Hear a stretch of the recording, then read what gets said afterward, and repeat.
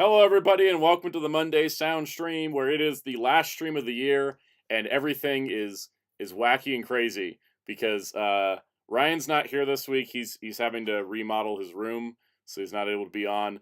But we'll miss him. But we have Wheels here from the top of the show this time, which is like, I don't know, the planets aligned for that to happen. Look, it's Wheels. Yes. More like there was an ice storm that effed up everything here, so I slept all yesterday, and now I'm in full-on insomnia mode since I woke up after having no power. Yeah. Which means I'm we in the have zone. fun times. Kaus is going to be here as well. He's just setting up his computer. But it's gonna be fun. There's Is he now? barely any news. There's barely any news this week, and that's why we got a tier list, and then we're gonna just I mean, talk we can about. make fake news. Let's make some fake news. Let's be like that one Power Ranger group right now. This is why I don't talk about Power Ranger rumors because I'm just saying, let's make fake news like them. Let's make fake news like them. I'm not saying let's make Power Ranger fake news. Let's just make fake news. I'm so bad at because I do such a good job of preventing misinformation. I don't even know how to create misinformation. Oh, we can create it easily. We've done it before. I can be like, Hasbro's going to make a bunch of X-Men Marvel Legends next year, but then that's actually no, true. no. We are not doing the real grade God Gundam again. We are not willing into existence stuff. We are making fake news for the fake of news, not for us willing into existence. But that's our superpower, is willing things into existence. I know. Somehow we are able to tap into Crazy Talk, which is a stand made by another YouTube streamer and Twitch streamer who's a big JoJo fan. Somehow we can channel it, and I don't want to do that. It's like Carney X with the Time After Time. Like, he says something, and then 2 years later it happens. My favorite still is the infamous one where Carney X was like, "This stream's gonna suck ass," and like next day, Exactly. Let's give a shout out to everybody in our chat today. We've got. I ain't doing the Ryan thing. It's you. You're doing it. I ain't doing it. I know. I was gonna do it. I wasn't gonna ask you to do it for work. Okay. We've got Blade Raider, Cameron Meter, Eric Andara, Falcons Tech, Fonzie805, Jeremy Carr, Kaiju954, LPH is good, Master Ben 95, Mr. Tanuki, Muteki T, My Downward Spiral, Soulman, Silver Bricks, Spin Dash, SSJ4 Jason, and Zeltrax, and Hellfire. Welcome, everybody. Now the real question is Soulman actually Korean or from Seoul? I don't want to assume, but based on the spelling of the name, I feel like there's a connection. Yeah. I'm just curious. That one actually has me curious. I don't care about the origin of all your other names today. That one in particular, I want to know about. Welcome, Astronaut. Soulman says, was born and raised there. All right. There you go. Soulman also said, thank you for asking. Welcome, Zeta Glitch. We have, an interesting week. If you guys didn't catch Friday's stream, which, there was a stream on Friday. Welcome, Mr. Arrowverse16. There's a sword back there. I got my Odra caliber. Let me just I'm just gonna roll backwards and grab it. Let's see. Cameron Meter says, breaking news, Soundout should now be the president. No, I'm gonna be the Tyrant King. We got to get rolls here. Welcome, Bellio Productions. Anyways, this gigantic thing is gonna get a review eventually, but I just wanted to show it off because it does this. And it's really cool and stuff. It's the Bop It sword. So, yeah. Anyways, that's just going to keep making noise for a minute. Giant Man's staying out of trouble, yes, because Giant Man needs to be... choking the Agumen. Was choking the Agumen. He's not right now, but he was. It's happening. Let's see. Agumen! Hellfire says, how many people do you know that own that thing? Enough to make a full team? No, I think it's just you and me. I don't know anybody else that has... Soundout keeps trying to get me to get it, and I said, nah. I know. I know Darkon has the deluxe one, so that's That don't count. That don't count, but... Hey, it's Fighter Cows. Welcome. Hey, how's it going, guys? What's the news? I'll check. Let's see. No news. We're making it up as we go along. Pretty much, it's pretty light news, and I mostly just wanted to talk about the year as a whole. I also just wanted to rank movies because it's fun. Spin Dash says not getting the King Odra Memorial Edition. Sorry. I mean, I think I'm only buying the Odra Caliber. I don't know if I want Raculus's sword. I don't know if I want the Spider Kuminos one. I have the deluxe one already. So I don't know. Jeremy Carr says, don't forget to like, subscribe, hit the share, hit the notification bell button, and join the Soundout Discord protocol. Yes, all the YouTube things. It really always helps out a whole lot. Engagement always helps. Engagement always helps. Soulman's try to dead set on engage getting the with us. CSM Chalice Rouser. What were you saying, Wheels? I cut you Oh, no, off. I made the joke, but just don't try engaging with us, though. That's Yes. a different story. Masterman95 says, makes a cardboard puppet of Ryan. Now there we have him. Yeah, no, I probably should just have the box, the stuff he sent me. Speaking of which, on the channel last week, it was just one video last week because it was Christmas in the middle of the week, and I was like, this is what we're doing. I ain't doing it. I was like, That's what you were like. Yeah, I was like, I ain't know. working last week. I didn't. So we had a Christmas unboxing, which is a package Ryan sent me with all kinds of goodies in it, which included a capture card. So on Friday, instead of a video, we did a little Marvel Rivals stream, which was fun, and I got MVP playing Jeff Splatoon. So good stuff. Might do more streaming of games in the future now that I have capture card and not just weird screen share through stuff. Welcome, Jamie's World. No. I prefer your ghetto version. I mean, it's fun, but it was funny too because the capture card kept cutting out, like in the back half of the stream. It just kept going to a blue screen every once in a while, and I was like, it gives me the same vibe. What is it that he sends you? It's the Elgato HD 60S. Oh. So I'm gonna. I just need to fix the settings so it doesn't it's basically just a buffering thing. Jeremy Carr wants to ask you an audio question without sounding like a dick. Wait, what? Well, there's an audio question? Yeah, it's just hidden because he wrote the word without sounding like a dick. Oh, okay. That word made it hid. The dick made it hid? Yeah, and he didn't even really write dick. He censored himself, but And they still YouTube got said him. Oh, dang. Hate when that happens. I know, so yeah. I guess he wants to ask the question. Well, what's the question? Yeah. Yeah, what's the question? If you want to know, Soundout's deaf, so he raises the audio on all of his videos. That's the real answer, if that's what you're looking for.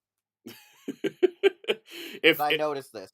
Yes. I noticed this because Soundout be like, Wheels, you're low, and then I'll hear the audio on my side, and I'm like, I wasn't low. You're just deaf. I am actually. I'm deaf. Jeremy Carr says, generally speaking, why is Ryan so loud on stream and Wheels so low? Okay, so like the reason, different thing. That's the distribution. That's the Discord with Wheels' computer. Yep. Today's a good day though.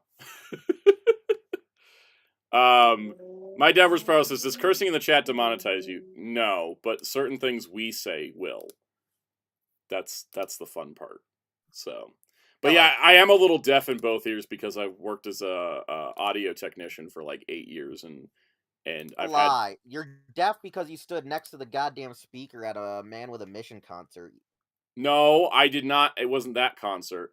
The reason why I'm deaf in my right ear is because I had a super soaker explode on me for some reason. I don't know how it happened. Yeah. But the super soaker exploded like over my shoulder, and it like ruptured, and so it caused my hearing to go bad there. And then my ears just got bad from like doing sound tech work. And then here's me and Wheels with super hearing. Yes. The wheelchair is its own entity. The wheelchair is its own entity, and it talks. I'm just the guy who sits in it. Exactly. Exactly. This is actually established lore. What Wheels is saying. It's not even. And the wheelchair used to have its own Twitter account, but I got locked out of it. Yep. But yeah, figure out how to get back in it. Oh, I have sometimes tinnitus pops up. It's like. Yeah, Soulman mentioned tinnitus for being in band room after school. Mom was a music teacher. Yeah, that would do it too. I also was in marching band, so I just have like all kinds of things messing up my ears. Blade Raider said, so the sound is out on one side. Sometimes, yeah, if it's in a loud venue, like I just have to move people to the left side of my body because I'm just not going to hear them on the right side. Spit Dash said had some mild hearing issues the day after the Sonic Symphony concert. Whole theater exploded when Maria got shot. Yep, that's our fandom. Cheers when a 10-year-old girl gets shot. Listen, I cheer at a lot of things. I will cheer at a 5-year-old getting shot. See, this is why I'm surprised you're not a bigger Sonic fan. Well, no. The problem is Sonic doesn't want to be my fan. There's a difference. Okay, that's fair. Anyways, Wheels, since you're Sonic's a problem. the king of audio levels, tell me if you guys are at good levels. Otherwise, I can adjust. I don't know. SSJ4 Jason saw Sonic 3 yesterday and loved it. Heck yeah. We're going to talk about that. Common Jojo, welcome. Also, the shorts last week were both orange themed for no reason. It's just the pumpkin bomb. Everything is orange and green, right? Orange and green pumpkin bomb, orange and green Phoenix. I did post the Phoenix the day after Christmas because if anything is actually Marvel Jesus, it's the Phoenix. She died and was resurrected 3 days later, so you know, it's just how it goes. So there you go. That was last week on the channel. This week's also going to be kind of a chill week as I get prepped to do rundown videos, which is fun because I filmed all the Marvel Legends and I filmed all the Transformers, as in the ones I'm buying and not like ones I don't own. Yeah, good stuff. Eric mentioned crying at the Sonic movie. I also cried like twice. It got me good. We'll talk about it when we go to rank movies, but I had spiritual experiences in movie theaters this year. Cameron Meter, will you be getting any other Sonic 3 figures? I got Knuckles. And I got the 2-pack, the spoiler 2-pack. Why do you mention those figures? What was about the figures? It's funny in mentioning that because when I was at Walmart, I was tempted to buy a bunch of them. Yeah. And then I just decided to buy Vegeta and Samus. No, that's fair. That Made the Samus right is choice. good. That Samus is good though. That Samus is really good. Soulman says I'm going in blind with this movie. It's okay if I miss the previous two. You'll probably be fine. You'll probably be fine. From what I've heard, he's not going to understand that these movies are just jokes, Jim but Carrey being evil. Yeah, there's a lot of jokes and connections and stuff, but like, you'll be probably fine. What about Shadow's bike? I thought about getting it. I think my Walmart has it. I might just buy it for the bike because. No. Let's go buy the Jada Toys transforming Optimus Prime. That's way better than that stupid RoboSen toy. Yeah, no, that one actually is a lot better. And Star Child had me and Jerry on a hype train all weekend long with that thing. Muteki, Jessica Jones was great in Sonic 3. Yeah, she was so good that I kept wondering, why is Jessica Jones here? And I was like, oh, right, she's playing a different character. Wait, Jessica Jones was in Sonic 3? Yeah, Kristen Ritter. She's like she's a gun agent in the movie. That's weird. Yeah. I thought her career died after Jessica Jones. Yeah, no, she's still around. And I'm like, bring her show back for Disney Plus. It's okay, Zeltrax. All my Walmarts have like the Shadow bike set. It's just a matter of me going out and dropping the $20 and buying it. Exactly. Yeah. Which I just haven't gone out of the house because I did so much, like, I did a lot of like social activities during Christmas, like my social batteries drained out, and now I'm just like stay inside where it's warm. Also, you won't get shot. It's true. Also, I finished Naruto last night. Oh god. Yes, you're finally free from the curse. I am. 720 episodes, 15 OVAs, and 11 movies. I've seen it all. Boruto was just a movie. There is no series. No, but honestly, I watched the Boruto movie and I kind of liked it. And I was like, but then the ending of it was so good. I was like, why did they make a whole show of this? This was perfect to end right here. Like, there's a lot of series in general where thing called Dragon Ball. And they have good endings, but they want to keep going. And I'm like, no, there was perfect places to end this. Mm-hmm. No, like the Boruto movie, I thought was a perfect place to end things. It was great. Ryan says, so when are you gonna read Undead Unluck? When I finish the other 184 chapters of One Piece. I've been bouncing comics too much. I'm trying to like go, this is my manga, this is my Marvel, this is my DC, and like just stick to things. So I have a huge Jerry, pile. remember the Piccolo discussion we had a couple of weeks ago? I don't remember what I had for breakfast. Oh boy. I mean, what did I say?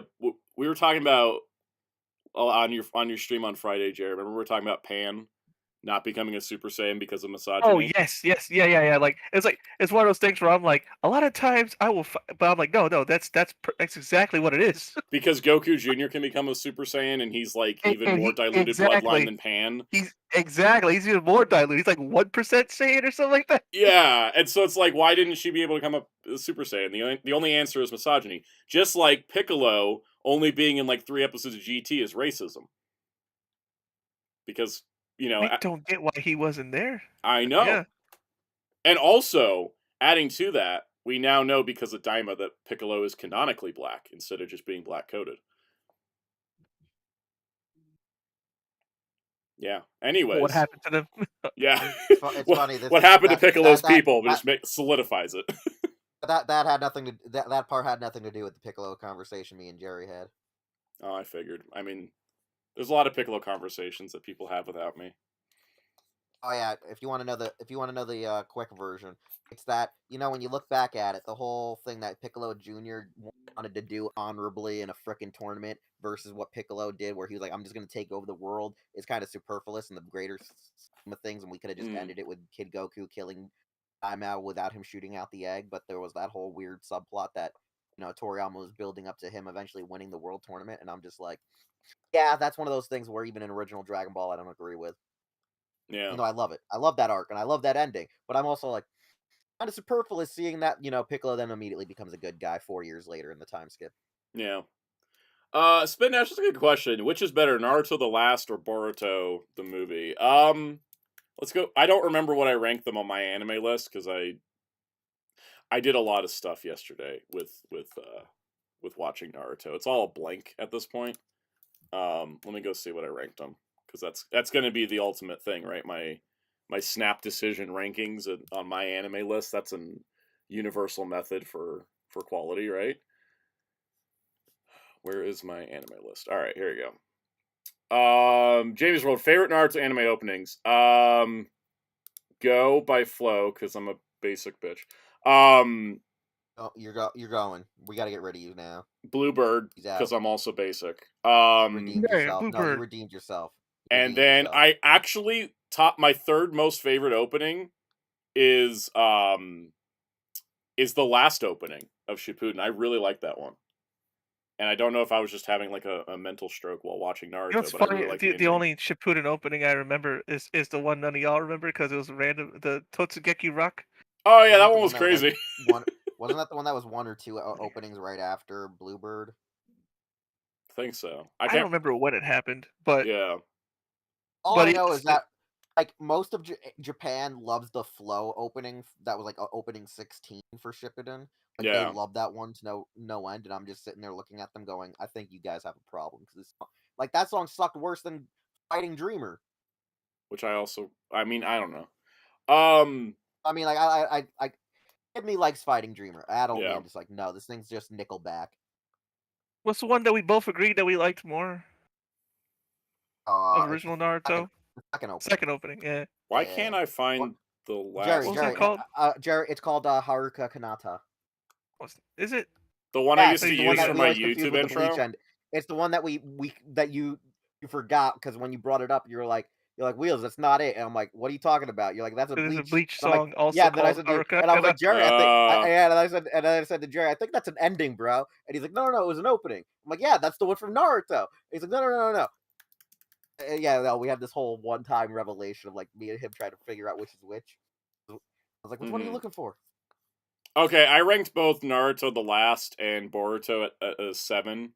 So I think the Boruto movie I liked a little bit more. Because I feel like the Last gets crazy when they just go to the moon. But pretty interesting. But I liked both movies. K-Master 653 asks if I got any total anime heroes from Jazz Wars. I haven't because they haven't made anything I want yet, but I'm hoping they do because I totally would want to buy and see if they're like good. Because I know they're good, but like I want to see how they feel in hand. Let's see what else we got here before we get into our main topics. Utaki and Spin Dash asked us, "Do we like the American English opening?" And I'm like, "Yeah, I actually like." I like the Jeremy Sweet opening. Yeah. Which one? The Rise. Rise. Yeah, I understand why they made it. and I like Because it. of I didn't know. licensing issue. Yeah, I didn't know that wasn't the original. yeah, it was such a Just- because it was a licensing issue with Rocks, which is why Rocks doesn't come back for any of the anniversary stuff because that song has like a whole like kerfuffle around it.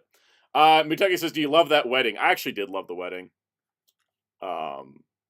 There was like this moment in the last episode where like Naruto asks Iruka to like step in as his dad for the wedding, and it made me cry. I don't know why, it just hit me. I mean, that guy raised him better than Sarutobi Sensei was supposed Exactly. to. Stupid ass. We hate bastard. Sarutobi in this household. Screw the I third love Hokage. Sarutobi. Like, I love Sarutobi, like, when he actually fought and did stuff. But as, like, Naruto's legal guardian, he was horrible. He was Oh, like, I'm gonna totally. just leave him. I'm gonna leave him Legit. in his apartment. We and I'm had this like, whole argument oh before. my god, we're not doing this because Demon Wolf will magically show up and he will fight us to no end. Oh my god. I know, Because for real. He always pushes 'cause that. he We're like, always, he's bro, like, it didn't matter. We're like, yes, it did. Sarutobi How was. did this thing- Yeah. No, oh my. I want to know who I want to actually know who raised him correctly. Okay? Yeah. Like, who raised him as, like, an infant? Where was he? Yeah, I think it was like it takes a village, right? The village hated him. Only 3 people liked him. Iruka and frickin' the ramen peoples. Yep. Hellfire asks, did your eyes fully glaze over by the time you finished the anime? A little bit. During the Kaguya arc, I just wasn't even consciously watching anymore. And then when it finished, I was like, okay, I can kind of like get back into actually like watching it again. My favorite, one of my favorite things still is when they go to Orochimaru, like, yo, dog, why don't you bring back Jiraiya? And he was like, bro, I wasn't gonna go deep into that level of mud. I get that raggedy ass bitch out with all this mud. Nah, he's staying there. Like, I love how like Orochimaru was so vain. He's like, I ain't going dirty myself in that mud. Jiraiya can just stay there. So for context here, with here's what I ranked for my Naruto like stuff. So I ranked the Boruto movie as 7.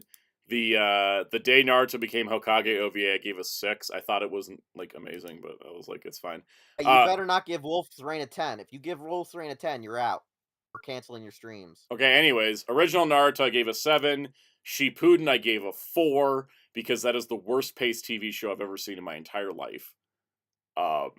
Just You don't like Flashback the series? good God. It was just awful. Shippuden the movie 1, 6. Bonds 6. Will of Fire I gave an 8. I actually like that one. Lost Tower 6. Blood Prison 6. Road to Ninja 8. The Last 7. The Chunin Exams on Fire OVA 6. The Konoha Gakuen OVA 4. Sunnyside Battle was a 6. Ninja Clash Landiso 8. Legend of Stone of Gello 6. Guardians of Crescent Kingdom 5. Naruto X Uniqlo 5. And this is what I mean by I went and watched everything. Naruto Finally Clash Jonin vs. Getting 5. Find the Prince and 4-Leaf Clover 6. Hidden Leaf Village Grand Sports Festival 5. Crossroads 6. Lost Story Protect the Waterfall Village 4. Genie and 3 Wishes 7. Road of Naruto, which was the like anniversary special thing from a couple years ago, I gave that an 8. And I haven't watched Rock Lee's and his Ninja Pals. That's for later when I need time off from Naruto, but I do want to finish reading the manga someday because that'd be fun. Want to hear something crazy? Yes. Hear some crazy crap going on in my head right now. Sure, My go brain for is it. trying to commit. My brain is trying to commit revisionist history like Jerry's brain does. Allegedly, my brain's like, yeah, man, you've known Soundout since like Naruto's been on Toonami, and I'm like, no, that's you do not. True. You've not known me 20 years. Yeah, no, but my brain is like trying to think that because of you and me watching like Naruto and the Clash of Snows, one of the first times we hung out. My brain's trying to like retcon it that we since the early days. That's like, my brain's like doing what Jerry does when he says that I was actually in his high school with him fighting people, and I'm like, I was never there. That was Ray, bro. Yep. All right, let's talk about What If Season 3 a little bit. Ryan asked about my thoughts on it, and I was like, oh yeah, I should talk about this because I binged most of the season yesterday. So overall, I thought the season was... Hey, Darcy got ducked. We'll talk about that. Overall, I think the season just kind of screamed at me, we're out of ideas. We got to finish this. You know, I'm not going to give any spoilers, but it just had the energy of like, this is our last season because they're not letting us do anything cooler than this. So we had what if Hulk fought the Mech Avengers. That's not a what if. That's just straight up an Elseworlds where the Avengers like have giant robots. I kind of liked it. Did it combine though? They combined, Yeah. but they didn't Okay. understand how to shoot a Gatai sequence. Oh boy. So it cuts to reaction shots from the characters more than it shows the robot. Anyways, what if Agatha went to Hollywood actually is a what if, because it's like, what if Agatha tried to seize power from the celestial that was inside the earth? And I was like, oh, that's actually kind of cool. I enjoyed it. Everybody looked weird when they were dancing, but I enjoyed it. What if Red Guardian stopped the Winter Soldier is also a what if, and it's a Red Guardian Winter Soldier like buddy cop episode, and I appreciated it. I liked it. I will say that the animation team making Red Guardian just kind of like super cartoony because David Harbour was just going full over the top, just made it really funny. So I appreciated that. Welcome, Sentai Ranger Donnie. Oh, Ryan's like, why is Tony still there? I think that thing at the end was just like, it was more of a gag than it was like a serious like thing, because Natasha shouldn't be there either. Because of what happened in the episode. But anyways, what if Howard the Duck got hitched? Howard the Duck and Darcy Lewis have a child. I guess you could say she really was a broke girl after all. She got ducked. The premise is insanely weird, but I gotta say I found the episode kind of heartwarming in the end. Don't give it any time of day. I don't want to give it time of day, but I gotta say, like, Samuel L. Jackson, like, was so funny in this episode. He just kept doing this thing, like, every time he'd leave a scene, he'd just go, Fury out! It just made me laugh every time. I mean, the episode is an absurdist comedy episode. It wasn't even, like, not a single thing was played serious. It was absolutely 100% absurdist comedy. And then also, it was a sequel to the episode from season 1 where Thor, like, just threw a rager on Earth. Very weird. Just very weird. What if the Emergence destroyed the Earth? I think was probably the best single episode of the season. Because it was, once again, like an actual what if. It was, if the Eternals didn't stop Tiamat from emerging and the Earth gets destroyed, what happens? And it's a Riri Williams like focus, and she's like trying to take down Mysterio, and there's a lot of really cool ideas in it, and I'm like, oh, this is like what the show should excel at, which is like, hey, this happened instead of this, and pretty cool. What if 1872? It's funny because this isn't a what if, this is just an Elseworlds where everything's cowboys, which I appreciate, and also Mutegi says Eternals is still a thing. Well, when this season was being written, it was right when Eternals was coming out, so they didn't know how it was performing, so there's like a lot of Eternals stuff in this. Anyways, Shang-Chi and Kate Bishop team up to fight the Hood, which is funny because the Ironheart show got so delayed. This is technically the first appearance of the Hood in the MCU. It's an Elseworlds, not a what if. And then the funny part is that the episode starts with the Watcher going, well, some worlds are just one change away, and some are just weird. Like an Ultron programmed to sing show tunes. And I really just wish we would have gotten that as an episode. Because Ultron show tunes. Awesome. Yeah, right? Chris Jericho and MJF and somebody else play Ultron. Yeah. Having an Ultron Rat Pack. That'd be freaking rad. But I also did like the cowboy episode because I like cowboys and westerns. And then the 2-part finale. And do I have a movie for you? The 2-part finale was kind of wild because it was like they basically made a team that they called Exiles. That's not the Exiles, but it was Captain Carter, Kahori, the bird, Birdie, Birdie the duck, which is just weird. And then it was Storm with Mjolnir. And I was like, damn, I wish we got a whole episode with Storm as Mjolnir before this. But I actually like the finale. I like the 2-part finale. It definitely did show the problem with the show, which is that they were trying to like interlink stuff and connect things when it really should have been full anthology. But it could have also been like an Exile show instead, and then they like discover different universes and pop into them.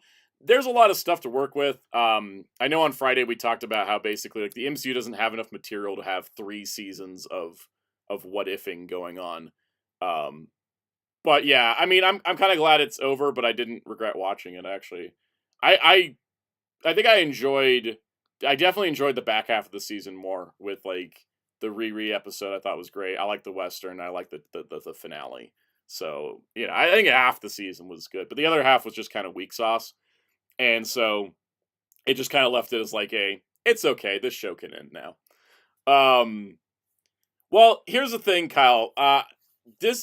X-Men 97 season 3 has one writer from this show, and the biggest contributions he made were in the last 4 episodes of the season, which is like the good half. The other thing is that I think the other thing is that this is a show that has to be put into a creative box where X-Men 97 is a little bit more free to do what it wants to do within its own space.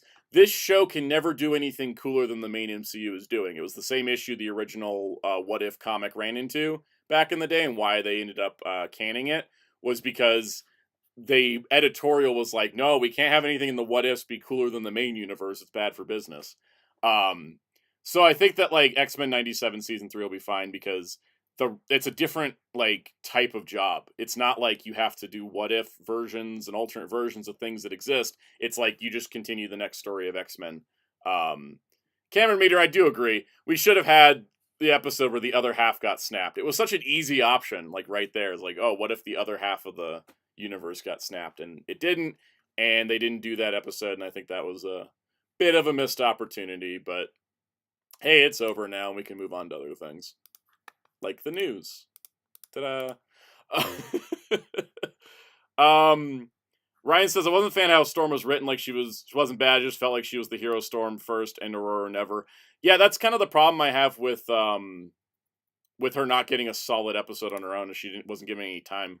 We just like saw it was like, oh hey, Storm with Mjolnir, and that was kind of the end of it.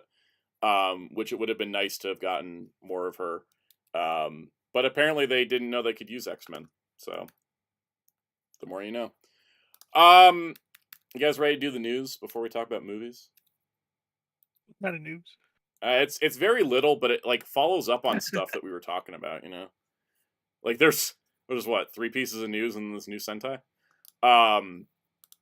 Let's just pull it up and let's do it. All right, it's gonna be a quick news day, and then we got other things.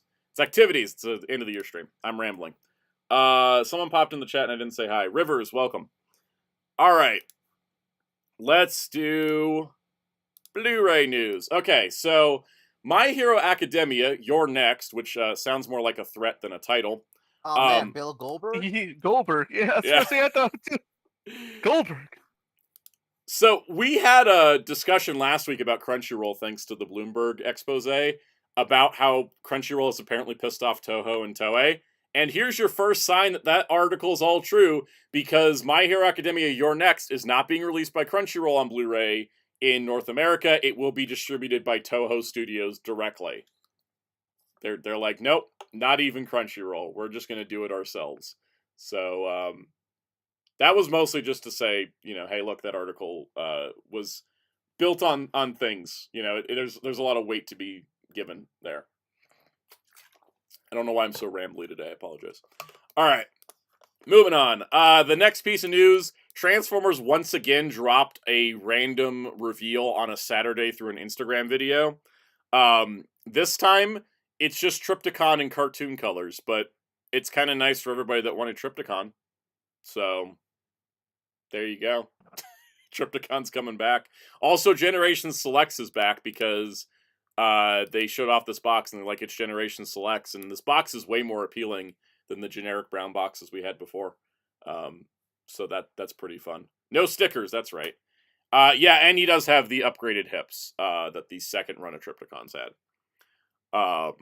So yeah, there's that, and I mean, he looks nice. I'm not going to buy Trypticon again, but if you hadn't gotten him yet, this is probably the one to get. So, pretty cool. Pretty cool. You guys got any thoughts about this? Yes, no? I guess so. All right, no, cool. I just want a Metroplex. Yeah, I kind of want them to redo Metroplex, though, to be honest. I don't know if I want just a... I just want a G1 Metroplex and not just, hey, we made a crappy Fall of Cybertron that doesn't... Right. Yeah. All right, and then for entertainment news, Jason Momoa is finally playing the DC character he should have played all along. He's going to be Lobo in the Supergirl Woman of Tomorrow movie. I mean, just look at this side by side. Like, him being Aquaman was fine, but, like, he should have been Lobo, right? I mean, literally, yeah. Wow. He's got the eyebrows for it. I also will... man white. I also will say that, like, after watching Fast X as well, I'm like, this man can play crazy, so I'm very excited for this. Charcoal white. Yeah, they got to put him in the white, like, charcoal makeup. If they don't do it, I'm gonna be pissed. No, they're gonna do it. James Gunn's one of those people that does stuff like that. I will fight James Gunn. I will fight him. Yeah, welcome, Mr. Steal Your Waifu. So he's gonna be in Supergirl Woman of Tomorrow, which is the next movie coming after Superman. And yeah, I mean, there's just the whole thing about like how he wanted to do it, and he's like, it's happening. So I'm like, cool, let's do it. I'm into it, and I think it'll help the movie a lot because Jason Momoa always sells tickets. So yeah, Boy, does he? He does. He does sell tickets. All right, let's switch from Lobo to the new Super Sentai series. Let's talk about that. Let me just pull this up. Mr. Celia Waifu said, Jason's the only reason to watch Fast X. Man went full Joker. The scene with him talking to the bodies is 10 out of 10. 100% agree. 100%. Fonzie, I talked about the Media Blasters Commodore Trilogy update last week. They're shipping stuff out. Hey, how do we get our new copies? Are they just going to send it to us? Yeah, if you already have it, they're going to send you the replacement automatically. And if you don't have it, the one you're getting that they just shipped out will be the replacement. So I don't have to contact them? Yeah, you don't have to contact them. They'll just automatically send it. Sweet. Yeah. That's going to be hilarious when my dad asks me, why do I have a second one? And I'm going to be like, Dad, the other one was botched. Yep. They're going to send them after, like Spin Dash said, welcome, Toa. Like Spin Dash said, they're going out after New Year's because they're trying to make sure they ship the discs without damaging them. So, good stuff. I'm right. All right. Damage them. Number 1 Sentai Gozyuger. This is the 49th Sentai series celebrating the 50th anniversary, and they've recategorized the numbering of Sentai to make it the 50th team as well. And I don't care about number debates, but I thought we should have done... Lupat should have been 42 and 43 when Lupat was airing. That's all I should say on that. Oh, yeah. Oh, you wanted them to be separate? Yeah, because everybody... Okay. Yeah. They were said that they were the 40... Yeah. it was one of those issues where they tried to say, oh, no, it's not. And then they went back and were like, oh, shit, we should have done it. Yep. Welcome, Mohammed Dop. So we got our first poster look. First impressions wise, I think the suits look good, but the giant black circles on the chests are like throwing me off a little bit. It's like the only part I don't like about them. Are they? Do they light up? We don't know, but the series talks about. Then it looks dumb. Yeah, the series premise, and you can see that on the poster. The gimmick is these Sentai rings. Like the idea is that they're competing against each other. My guess is they light up. So, like, the big guess everyone has is that when they use a Sentai team's powers, that Sentai team's logo appears on the chest. Yeah. Yeah. Problem is they just made it too gigantic. Me and Soundout were saying that it's just too big. Too goddamn big. Yeah, I think it's a little large, right? He said Z putties. They look like the Z chat's putties. talking about losing audio and stuff. Yeah. It's stable on my end. Yeah, I think we're just talking weird today. Oh, okay. we're all talking very fragmented. I also got a super chat from Uteki. Super chat from Uteki. People say the Gozyuger logo looks like a wolf and fur claws, but why does it look like a Stegosaurus? All I see is Digimon Data Squad. I don't know about claws. I just know it looks like the Digimon. You remind me of a joke about Digimon, but that's funny. All right, I'm gonna read. Mr. Sia Waifu says, a new Toku fan here. Am I crazy thinking the amount of anniversary content is insane? Or is it simply because I'm a new fan with 50 seasons of content? Yeah, no, they go insanely hard on anniversaries. Like, this time it's not even the 50th Sentai show, it's just the 50th year, because Go Ranger ran 2 years. And then there was a gap and all that. So it's like, but like every 5 years they're like, oh, we gotta go hard for the anniversary. And I'm like, you could do it every 10. You could do it every 10. Wait, what did I do? What stupid sound out. Blame Shirakura. I mean, I will, because he said it was his idea. But I think it looks cool. I like the look of this. Yeah, Blade Reader says they I like the renumbered look of Sentai these teams two. before. It's not important. Just make Zenkaiser's helmet wrong. I think that's my problem with it. It's like you should have done it Yes. before Zenkaiser, because now it's the problem. But I think it looks cool. I like the biggest those problem suits. since the original rewrite of Who's the First Sentai. Yeah. I also do like that we have a female black, which is cool because we never had that on a main team before. So Power Rangers. No, we haven't, have we? Yeah, we haven't. Power Rangers beat They're them white, to it with not black. Hyperforce, but yeah, we haven't gotten black before. Hyperforce Yeah. doesn't count. It does. technically. It's in the comics. No, I'm saying it technically doesn't count until it has physical media of, It of does. live action. It does. They made the It helmets. counts to the greater metaverse, but you know. Jamie's World super chat says Gozyuger uses a mix of Kamen Rider Wizard's gimmick and O's metal suits. Yeah, it does have that kind of feel to it, where it's got the rings like Wizard and the O metal. I remember Especially O's, yeah, with you're the right. yeah. No, like the chest. Yeah, that I think that's also why the is- chest feels yeah. a little empty, right? Because O's always had like the three. So the three unless things. they're not using a logo, that's gonna look like like off-putting. Like I think once we see the powers in good. action, it's going to be like, oh, we get it now, kind of thing. Yes, let me hit my putty in the center of the chest. Yeah, I mean, Yeah. I think if they have like a team logo in the middle, it's gonna look great. It's gonna look great.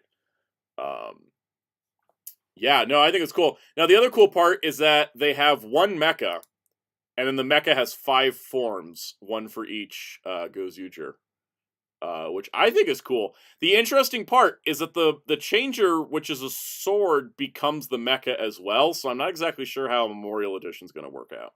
Great, Zubon's busting the toy again. Yeah. So apparently James World gave us super chat. Yeah, I think I. Oh, you already read it. I read that one. My bad. Yeah, we no worries. just responded. Yeah. Yeah. These look cool though. I'm kind of curious to see what the toy's gonna look like because every time I see cool mecha designs, I'm like, is the toy gonna ruin it, or are we gonna get back to King Oger, where the toys look great? So yeah, it's kind of wild. K-Master says, funny how no Super Sentai fans are talking about our first T-Rex Ranger that's yellow instead of red. I had not noticed that. But that is true. Yellow is a T-Rex, and it's not the red. That didn't even cross my mind. Till just now. What about a pink Triceratops? I mean, we've had a pink Triceratops, right? I'm making a joke, because most of them are always blue. Blue is blue, yeah. Alright, and then let's see. Sentai 5 on Twitter put out some info about it. First of all, the show premieres February 16th, which means Boom Boomger's ending a little early, which is sad because I like Boom Boomger. I like Pokemon 5Ds. And then some of the descriptions. According to the official site, the Gozyuger will engage in #1 showdowns against #1 monsters. They will also be fighting other Sentai Red Rangers as well as competing against each other for the Sentai #1 rings. monsters, and my brain is like, that means we better get the voted on best suits from each of the seasons then brought back. That'd be kind of cool. I also, my thought process when I hear a bunch of people claiming to be #1 is that the final villain's just going to be Zubat, saying they're all actually the second place. Yes. Yeah, oh my god, Zubat's the main villain, and it's actually freaking. Yeah, exactly. Mayuchi actually himself. Yeah, oh my god. I wouldn't mind if he was he's still current day and he looks old and he just transforms and then he just does cool stuff, No. He has to be an alternate universe Zubat where he's a super villain. Just get even more hard. Ryan keeps talking about connection issues, but is anybody else having connection issues? I am not. I don't. The stream doesn't seem bad to me. Okay. Chat, let us know if we're having other connection issues. Yeah. Because everything on my side is saying everything's good. Funny enough, I did have a net burp a few minutes ago, but yeah, your stream's fine. Still getting audio popping in and out. Chat isn't updating. Chat's not updating. That's YouTube. Okay, so oh boy, this seems to be like some people are saying yeah, some people are saying they're fine. Videos. I'm on the fine side myself. Okay. I have nothing running that I don't normally run. That's why it's weird. Oh god, Discord turned off streamer mode. That could be doing it. But yeah, if people are having saw a connection issue a bit ago. Yeah. But not now. And Spin Dash is that we haven't had in a while, so. That also means it's our turn to have them. Just bad internet for weeks. PS just had, yeah. I wonder if it's a regional internet problem. I know last night my internet was acting up. I had to reset my modem, and I'm like, what? I just paid you. I just paid Probably this because bill. of the weather. Probably the weather from my area that was effing you up, Jerry. That could be. Probably. We're close enough. All right, streamer mode's on. Let's see if that helps. Yeah, okay, sounds like it's Jeremy Carr's like, it's not fine. 46 watching and 17 likes. Yes, please hit the like button. Okay there, Mr. Hype Man. Zeltrack says just refresh. I just had to refresh the page and it's all good. Yeah, sometimes just reset it, just refreshing. It could be a YouTube issue too because it's a holiday season. More people are streaming and then YouTube can't handle it. That's been a problem before. Yeah. All right, we're gonna go back to the thing then. Okay. Zeta Glitch said I had audio pop issues, but left and came back and all good. Okay, so it's a YouTube side thing then. Yeah, it's probably YouTube. It's probably YouTube. Oh yeah, so here's the personalities of the Rangers. Goju Wolf, Red, is unsociable and foul-mouthed, strong and somewhat violent. Though he's difficult to approach, he's a good guy at heart. So he's Wolverine. Right? Sounds like it. Yeah. Silverbeck said did the same thing and it fixed, so that's probably what it is. Probably a YouTube thing. Goju Lion, who's blue, a charismatic warrior who is kind to everyone regardless of gender. So Nightcrawler? I'm sorry, I'm just doing X-Men comparisons. Goju Tyranno, naive and awesome, finds himself in trouble. However, he has incredible strength, so there's no need to worry. Colossus? I was thinking of the orange Ronin warrior. Oh yeah. Goju Eagle, a fun-loving playboy who takes pride in his agility. Gambit? Goju Unicorn, despite her cool personality, she cares deeply for her family. Our first female Black Ranger. Despite her cool personality, she cares deeply. Jean Grey? And the head writer is going to be Akiko Inoue, daughter of Toshiki Inoue, and writer of the best episodes of Gotchard. So, I'm in. Sounds fun. Remember, she's the daughter of the gay one.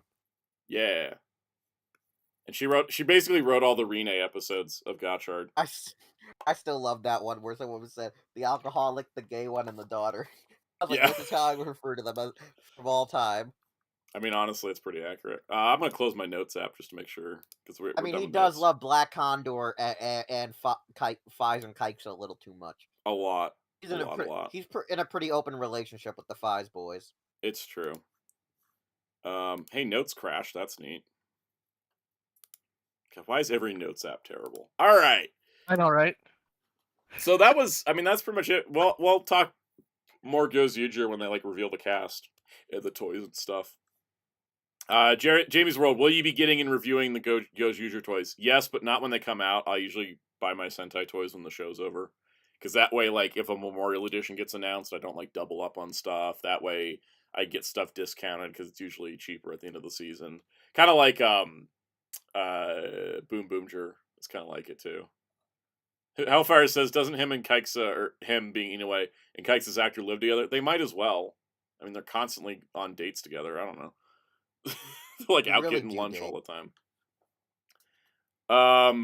Spin Dash says, I don't think I have any brought to you by Spin Dash segments this week, but Toku Collectibles put up pre-orders for 4 Combinator Drive Super Best Deluxe releases.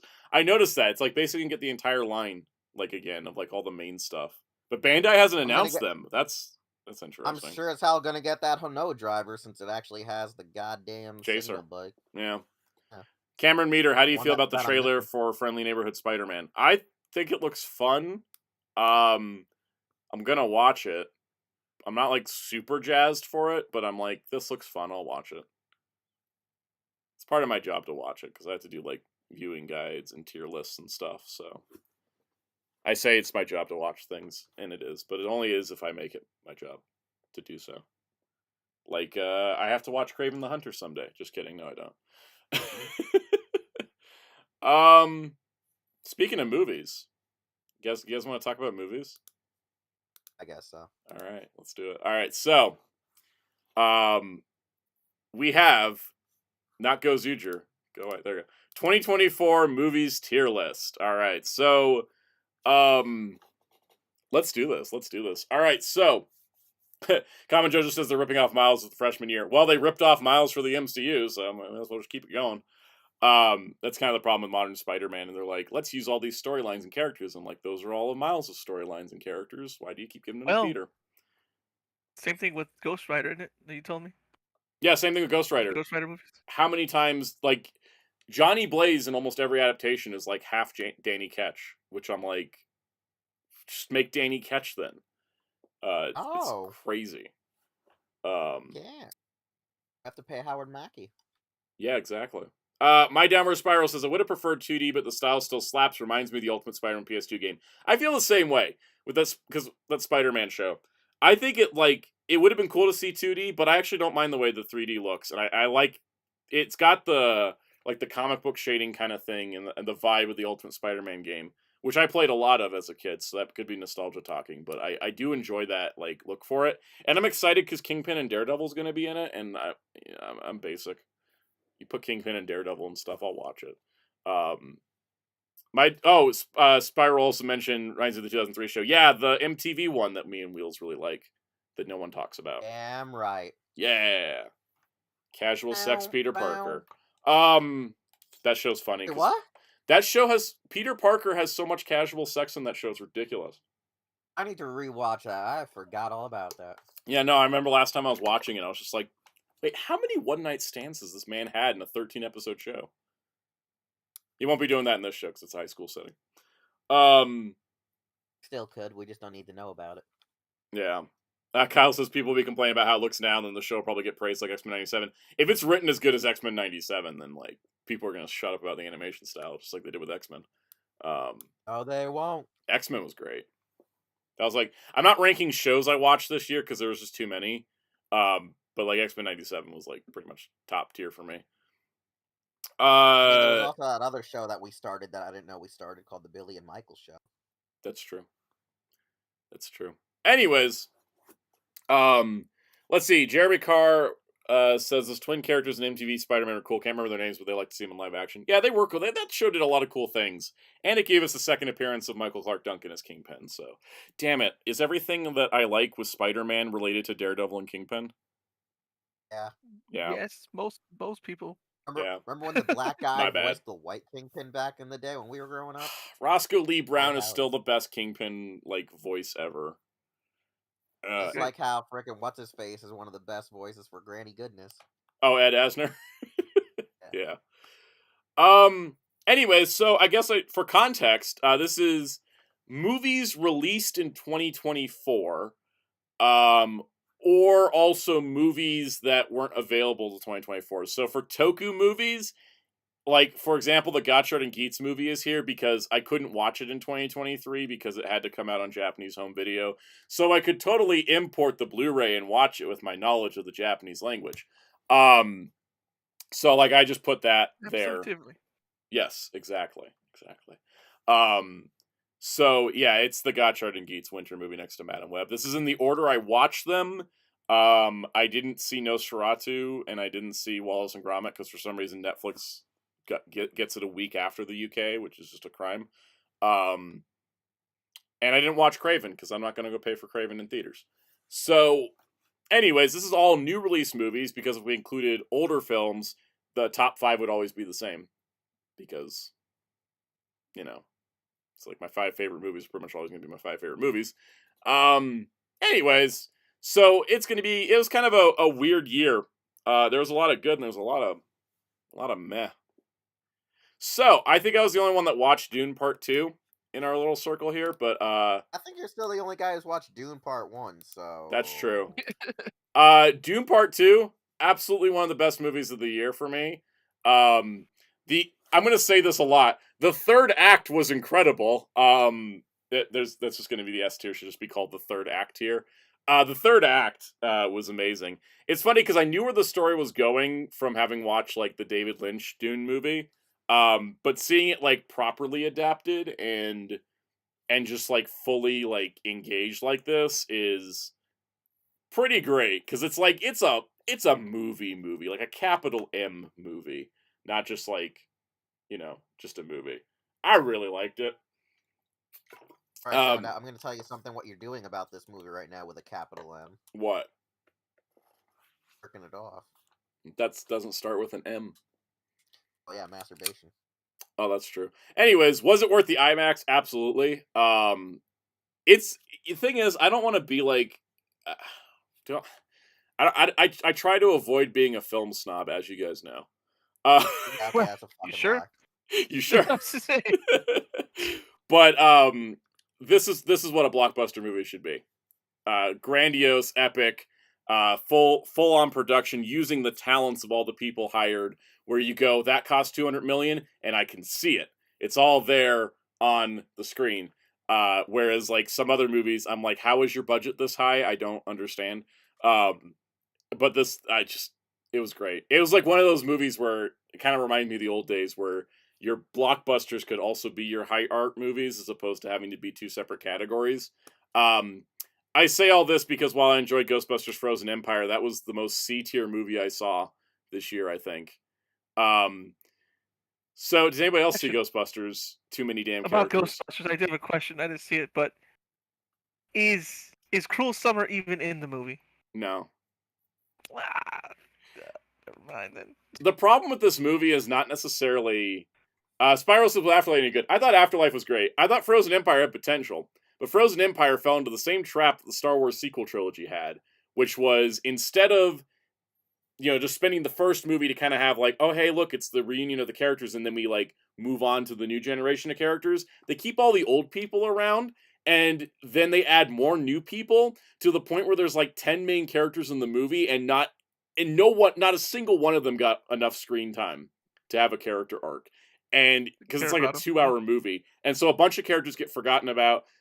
It's just too many things. And like Paul Rudd isn't even in half this movie because there's too many characters going on. And it really could have been streamlined. And if they wanted to keep the original Ghostbusters, they should have been like extended cameos, not like full parts.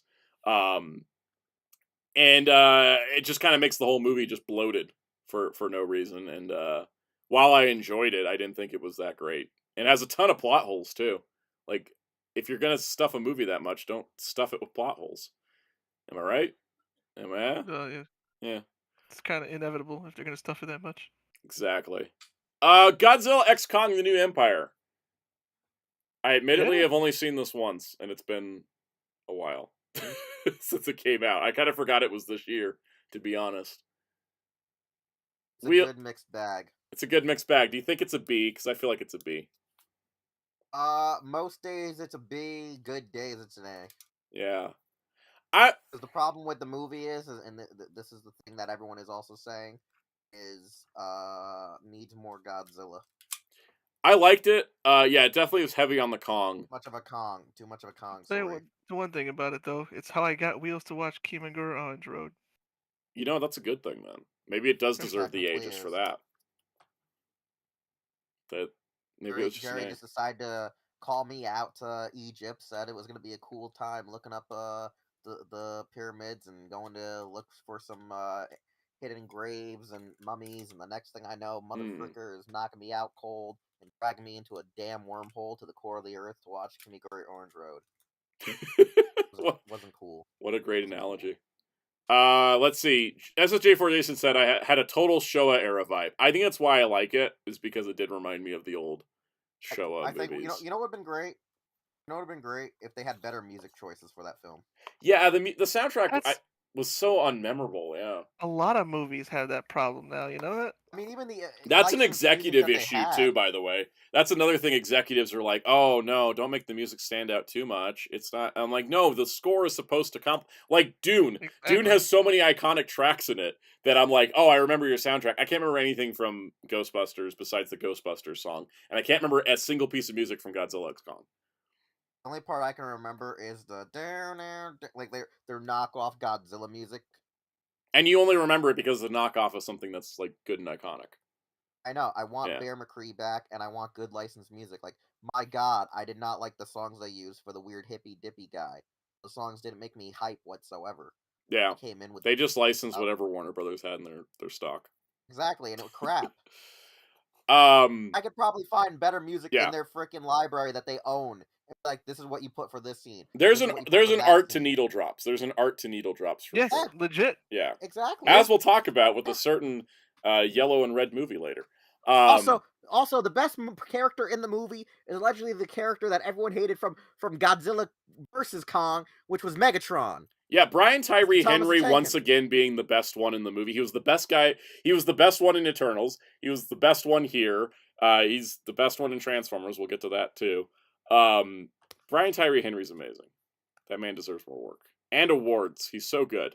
And knows what a diesel is. Yeah, he I was knows just gonna Yes. what say. a diesel Yeah, is. exactly. He's also the. He saw Scar King, and he said, "That's a diesel That's a right diesel. there." Yep. Yep. All right, Fall Guy. I'm gonna give this one a B. I like this movie because I worked in remember the film wanting industry. to watch it. I feel like haven't this movie doesn't work for people that weren't in the film industry. Okay. I'm glad you explained the premise, because I was hoping it was the Ryan Gosling film that I thought was going to be Yes. an alright movie. It's an alright movie. I think there's no real like. It's a weird adaptation of the TV show, right? The Lee Majors TV show. Yeah, Oh yeah, Lee that's Majors. right. Yeah, That's right. I keep forgetting it's on Heroes and Icon. When it comes on after like, Yeah. Wonder Woman and Batman, I turn it off. and the whole idea is that like it's a stuntman who like goes undercover and uses stunt. Like the original show was like a case of the week. Like, oh, he's like Yeah. he's like an agent, but he's undercover as a stuntman. No, Whereas this movie, Ryan Gosling gets framed for murder, and he's a stuntman, and so he gets framed for murder, and then it's like, oh, he's got to like clear his name by using his stunt skills. Mr. Steely Wife, who said 7 out of 10 fun ride, you'll probably forget in a year. Yeah, that feels fair. Oh, here's the best part: the fact that I forgot it's a remake because it's just going to be like a one-off film. Because I don't think if they somehow get a sequel, It didn't make enough to get a sequel. It's not like the Equalizer where you're hungry and want more, even though it's a way different. It's oh my god, I could go on all day about the original Equalizer and how I wish. Like, I love the Denzel films, I love them to god, but I still wish we got the Russell Crowe version as well. Speaking of Equalizer, apparently the current Equalizer show with Queen Latifah is pretty great. 'Cause my parents were That's all right. binging that the other day. My dad is mixed on it because like he doesn't like some of the people involved with the production, but he thinks it's an alright show. Yeah, I've seen some bits of it. It's like it's pretty solid. The stream just went all snap on me and just died. Oh dang! Did it just? That's my end. That's back now. So it's just a YouTube thing today, then. I guess so. Yeah. It's just gonna be. Let me go check the YouTube side of things because my end. Chrome was just like, haha, and I'm like, okay. Oh, someone else mentioned they had an issue with Chrome. Maybe it's a Chrome issue. Maybe. Yeah. Even though like Google and owns YouTube and Chrome, you'd think they'd make sure they work well together. Everything seems fine on my end, so I don't know what to do. That's fine. Yeah. It's not your end. Yeah. All right. Chassis laughs in opera. Yeah. I should switch to Fire. I mean, I do use it. Yep. Cool. Yeah, it's just weird stream day. All right. Gundam Seed Freedom. I'll give that one an A. You like Freedom, huh? I liked Freedom. I famously have said that, like, you know, after my third watch of Seed, I thought it was a good show, and I'm also like very mixed on Destiny. But I actually really enjoyed Freedom. I thought it brought like the best of Seed. It left the bad of Destiny, and it kind of made for a pretty alright film. I mean, it just had to be better than Destiny, and so to accomplish that, so it's enough for an A, I think. I liked it. I also saw it in the theater, but I haven't watched it again since, so that could be also my theater. Actually, I think I've only seen like one or two of these movies a second time. I think a lot of movies this year I just watch once when I usually watch movies multiple times. But A, maybe B. I'm gonna give it a B because I just remembered Lacus's flight suit from the end of the movie. I'm gonna give it a B. I liked it though. Mr. Suyu Waifu, it's a Gundam telenovela. Yeah, it is. That's Seed. Everybody's got weird family drama. Alright, if I put Kingdom of the Planet of the Apes in S, does that make me biased? Or does that make me speak the truth? Because I thought Kingdom of the Planet of the Apes was amazing. Little column B. Little column A, little column B. The thing was, I wasn't into Planet of the Apes much, but I'd seen the original film, and then because of this movie, I went and watched all the movies, and now I'm just like, I love all the Planet of the Apes. He's a monkey boy, monkey boy. I am. I mean, that's why I'm also a One Piece fan. Oh man, now you got me imagining King Kong doing the Shawn Michaels pose. Yeah. All right, I have my King Mr. Kong Steal Your figure Wife, right who's now with for me. you. Like, yeah, no, this movie does slap hard. I love this movie. I really do. I thought it was a great way to expand off of the mythos of the previous trilogy, while still creating a fresh start. And then also, like, it just also had, like, a lot of cool ideas, and it, like, incorporated elements from, like, different apes lore, like the Planet of the Apes TV show. And then, it just, on a technical level, it's just Damn incredibly right, we gotta impressive. find the goddamn vaults, man. We gotta find those freaking vaults. I We know, that gotta was the find plot of vaults, one man. episode of the TV show, by the way. It wasn't. Oh, that like- was actually the main plot of the show was going to be, but they It was an dropped element introduced in episode 3 and then never talked about again. that. Yeah, they dropped it because they knew they had no budget left. Yep. Spinach says he like loves 13 every episodes. APCs. I do love every ape I see, from Chimpanzee chimpanzee to Chimpanzee. Rivers says Kingdom was awesome. The only reason I have hope for the Zelda movie is since they have the same director. My hope for the Zelda movie is lifted because of Kingdom of Planet of the Apes, and it's completely like torpedoed because Avi Arad's the producer. As- I'm glad you showed me why you why I don't like Avi Arad? why you keep no I know that. Oh. Oh, why Leos well- keeps humming Gloria Estefan. Well, that Oh, song's yeah. always stuck in my head. That song's always stuck in my head, but then I got reminded of the TikTok that sounded, I think, showed me years ago. About Yes. Why you should lie on your job application. Yes, that's the one I was. Every time you do that, I'm always thinking about that one.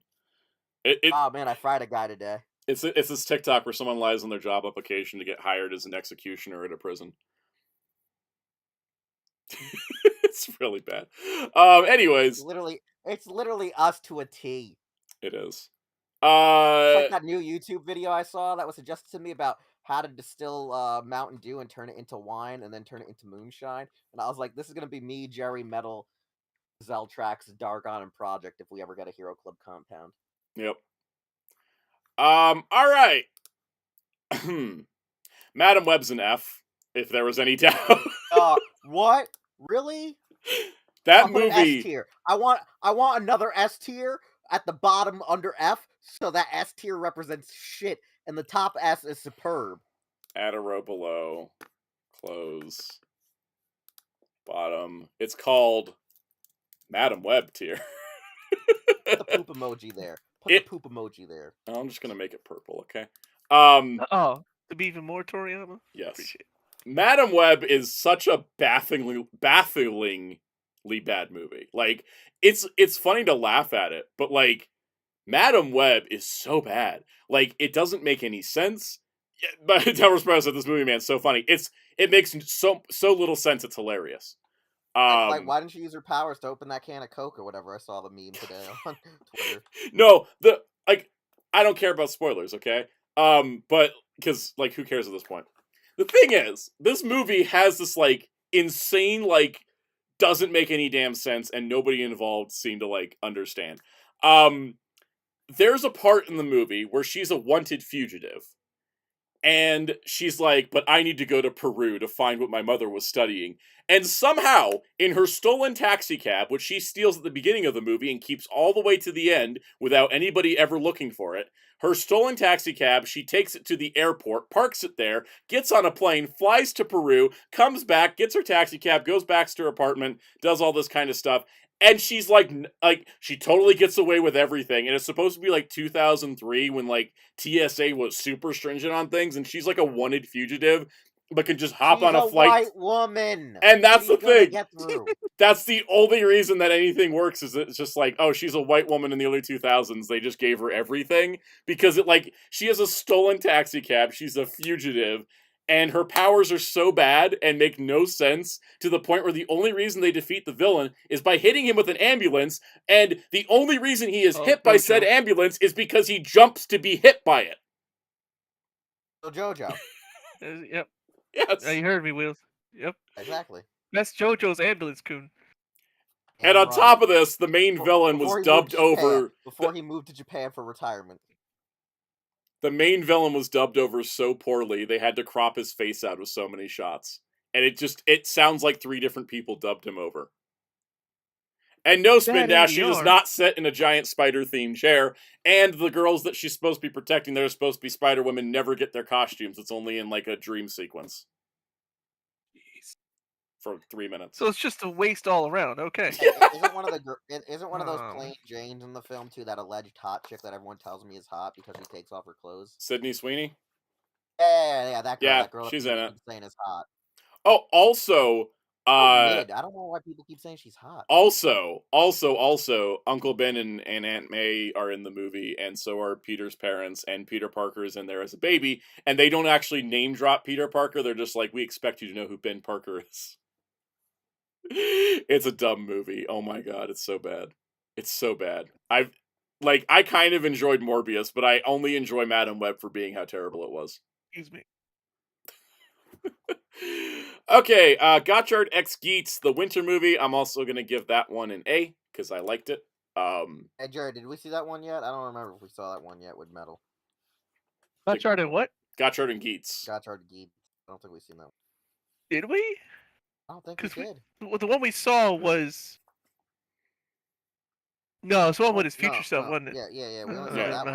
I don't think he showed us the Gotchard and Geats one yet. I don't recall seeing that one with him. Well, you should watch it because the Geats writers get turned into chemis and it's fun. Yeah, we didn't get to see them get turned into stuffed animals. I don't think. Yeah, I don't remember that. Anyways, I liked it. It's a pretty solid crossover.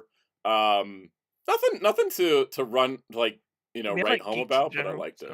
Yeah, it had the best of both series, I think. And it was also the debut of Majid, so pretty cool. Yeah, we didn't see that. We did not see that then, I don't think. Yeah, you should see it. It's a good one. She just showed up because when we were watching it with Metal, she just shows up and we're just like, we gotta watch the movie when it eventually comes out. Yep. The Geats post series movie Yamato Awakening. I'm gonna give it a B. It was okay. I wasn't like, oh my god, it's amazing. I thought this was fun. It's just kind of fun. Common Spidey, do you like Gotchard overall as a season? Yeah, I did really like Gotchard. It's not incredible, but I enjoyed it. And sometimes it's all I need in life is just to enjoy a show. I liked it a lot. I like the characters in Geats, I think, more than anything. Anyways, Yamato Awakening B.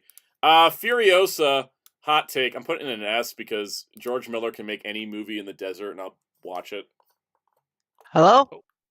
Oh, what's up? Hey. Oh. Hey, guys. So, can you welcome. guys hear me? Yes. Can you guys hear me? Here. So, to people who don't explain where I was the whole stream, renovation, pretty much.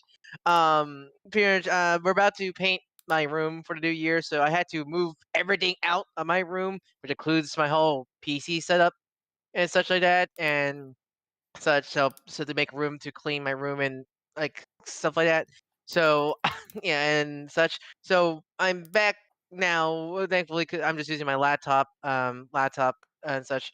Do I sound echoey? Because I noticed a little bit echoey. Yeah, because I noticed. I don't know why. I noticed how it's more echoey in my room now. Maybe because just all the stuff is like gone away and such like that. Yeah, you don't have anything to absorb the sound. Yeah.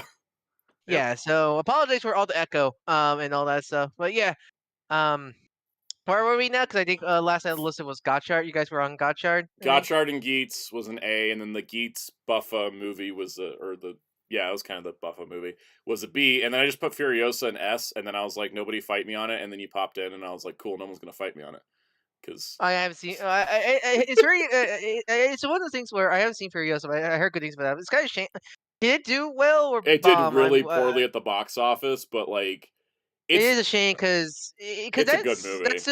Because that's George Miller, so right? Yeah, for that film. George Miller somehow is the one guy that has been able to make an entire franchise over 4 decades, and he'd be the only director in charge. He's done every Mad Max movie. I liked Furiosa a lot. I saw it in IMAX. Like I say, George Miller can take me to the desert, and and show me a movie anytime. Yeah, Smith the Crow says Fury Road doing well as it is a miracle. Yeah, all the Mad Max movies were flops except for Fury Road. So I think honestly, because I feel like with Furiosa, this is the case where I think I saw no marketing for the film, because like I don't think, because a lot of time when so she just wants a female led one because it's female led movie. There's a time where there's an aspect of the classical woman part of the world, but thankfully I didn't see any of that for this film. I mean, there probably was, but they're so small. Like they're so yeah, it small. didn't like dominate the conversation. Yeah, Exactly. because I think Mad probably Max because Mad Max fans are just like they just want to see people dying in a desert. Most of them. Yeah, Yep. and just go on a cinematic journey. Common Spidey said, "With the CG in Furiosa really as egregious as they made it out to be? Not really. No. Like I could they basically because what they did is they had like a software development for like Furiosa as a child. It was like they took Anya Taylor-Joy's face and like made her younger and then put it on and then merged it with this child actor's face that was playing her as a kid, and it looked pretty seamless. I was like, is that actually like her as a kid? And it was kind of neat tech use. I thought it was good. Of course there was CG for like her mechanical arm because yeah. But I liked it. I mean it was good. There was when it flopped I was like, well yeah, it's a Mad Max movie. And everyone was like, oh no, it like flopped, and I'm like, yeah, it's a Mad Max movie. The Australian government paid for most of the budget, so it's like you didn't have to worry about that. Mad Max movies aren't made to make money. They're made to be crazy movies set in the Australian desert. I think it's more of because how much a big hit Fury Road was. I think that's why people are so concerned Yeah. about it. I mean, Warner Also, Brothers is concerned about it, but I don't know why fandom were concerned about it. Because the thing is, if they want to make another Mad Max movie, they just go, hey, Australian government, will you sign this grant for us to film a movie here? It's also weird to remind myself that George Miller also made the Happy Feet films. Yes, people are bringing up Happy Feet in the chat. Happy Feet's also great. So I remember liking the first one. I don't think the second one wasn't that great. I don't remember. Did he direct the second one? I think yeah, he did. Yeah, I think that's also why he was like, I'm never doing another one of these again. It did have two great gay grill, which everybody says is the best part of that film. That's true. I remember. Babe, that's right. He did direct Babe. That was also Wait, Babe. is That's in the pig. Yeah. Is that the one that goes to New York City? Yes, Babe in New Big in York. the City.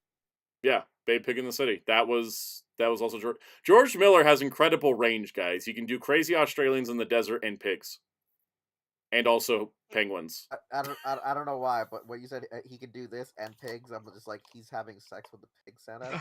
Sure. I mean, let's not forget, people. James Cameron's first film was Piranha. Yeah, it's true. You never know when you might start. No, not even just Piranha 1, Piranha 2 specifically. Yeah. remember when they said the piranhas would do, and then I forgot what Milhouse said. The Also- piranha came up and bit him in the eye, and they told him it would happen. Also, big shout out in this movie to Chris Hemsworth delivering a performance I never thought he could actually do. Because I mean, I love like once Chris Hemsworth could do more project outside the MCU, he's like activate his actor range, his range performance. Definitely. Who doesn't have range? Liam. It's true. Well, that's his brother, right? Yeah. Yep. I haven't seen. I think I only seen Liam Hemsworth in one movie. I don't think I've seen him in any other movie. I've seen him in several. If I put the Garfield movie in D, is that because I watched this as a double feature? By the way, I went because it was the same weekend. I went to see Furiosa, and then like 2 hours later, I saw Garfield. What a double combo!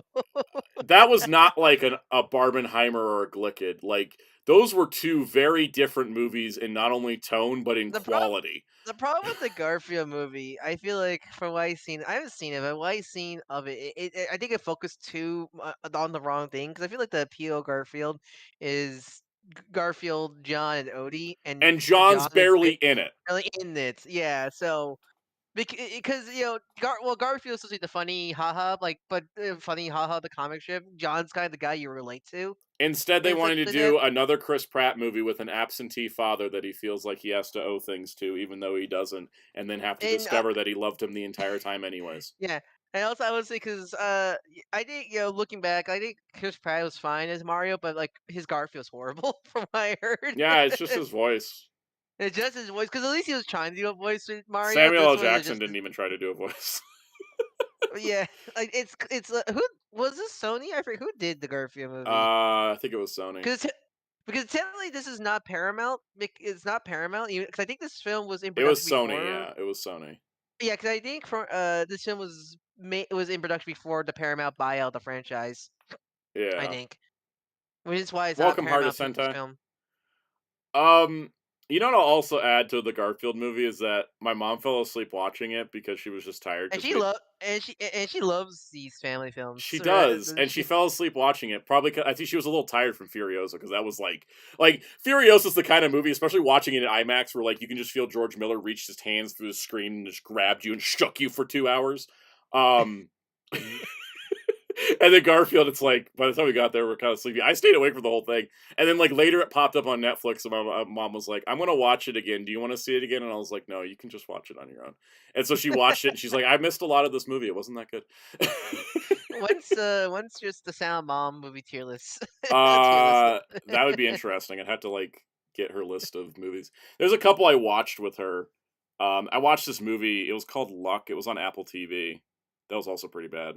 That was not great. Wait, is that the animated one? Yeah, right? Because that came out in 2022, or else. That's the one done by that's done by the sexual assault. Yeah, I person. saw his name in the credits, and I was like, oh, Lassiter. Remember Soundout.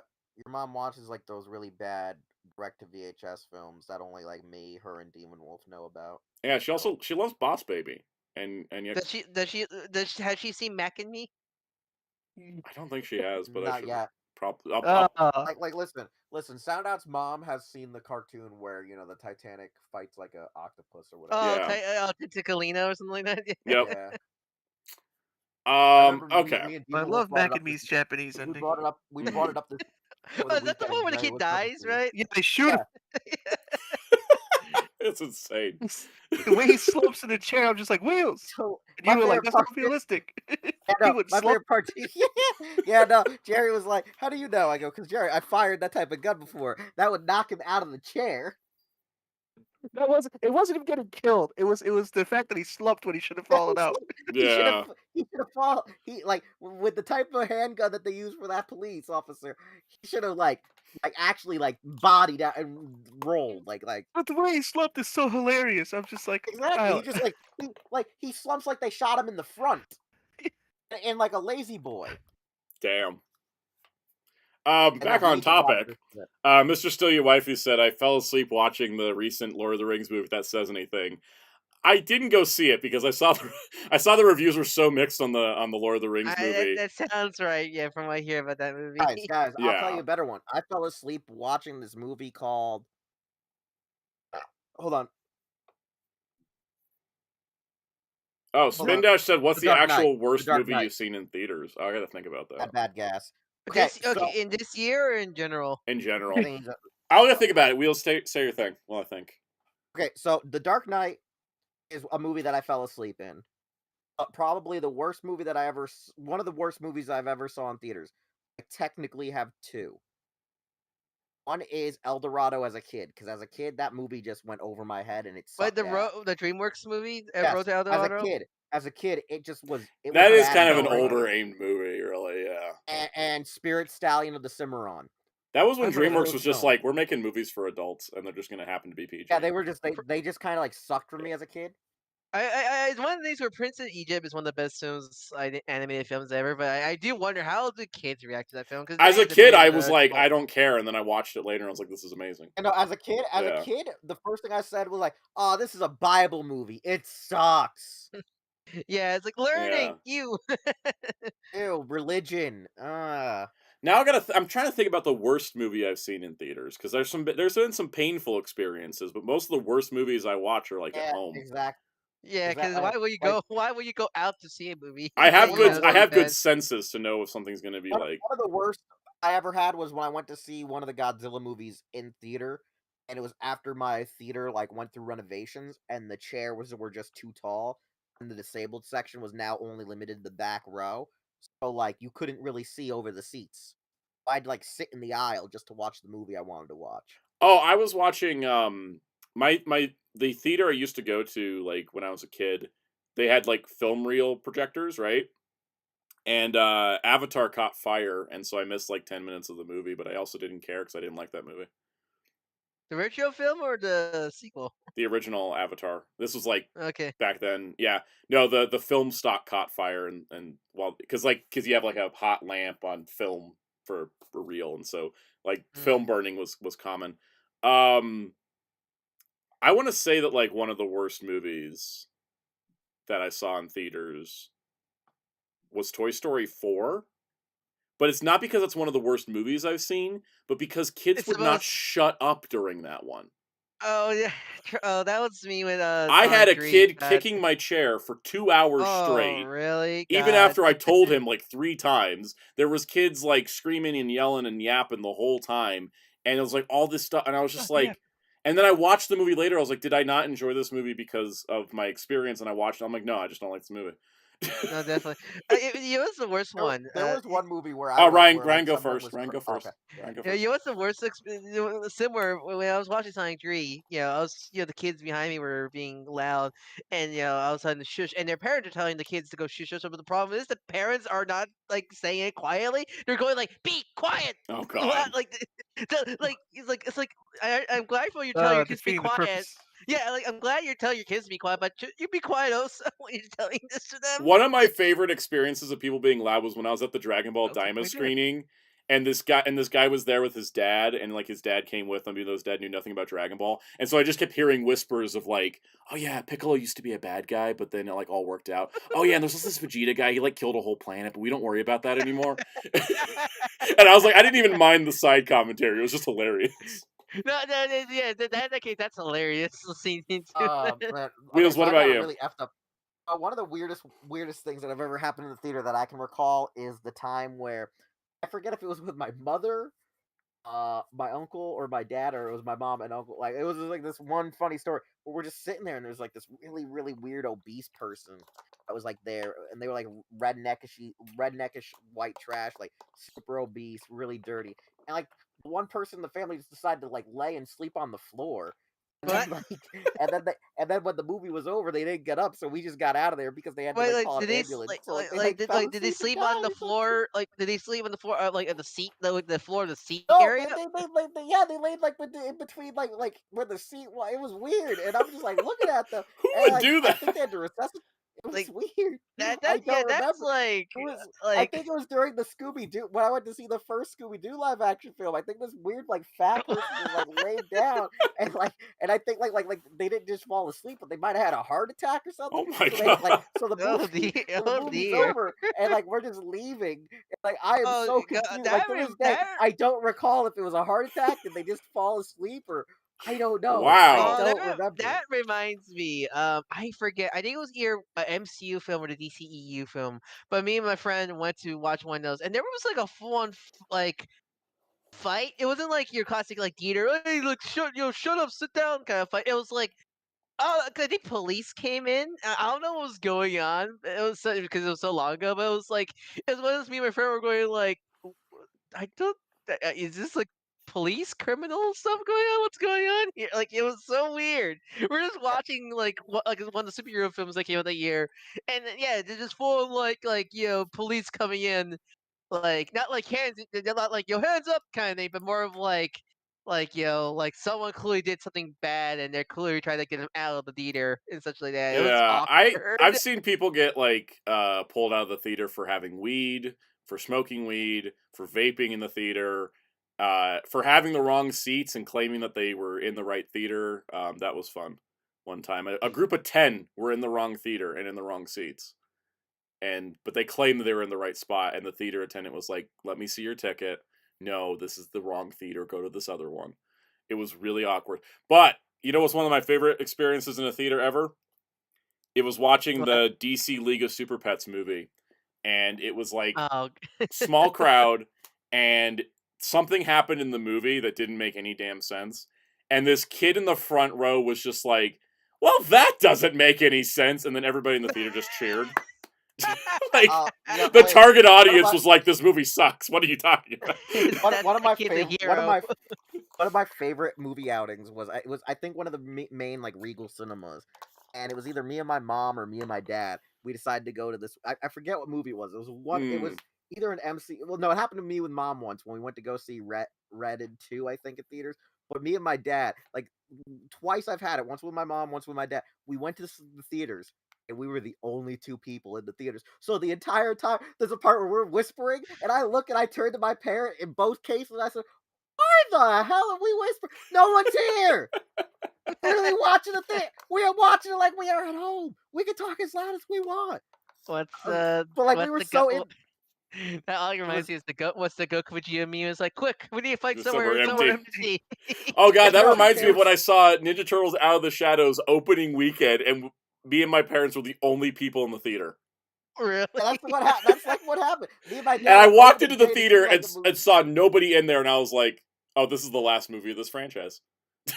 It was funny. The reason why me and dad went opening day, but I think it's because we went to a more regional, smaller theater.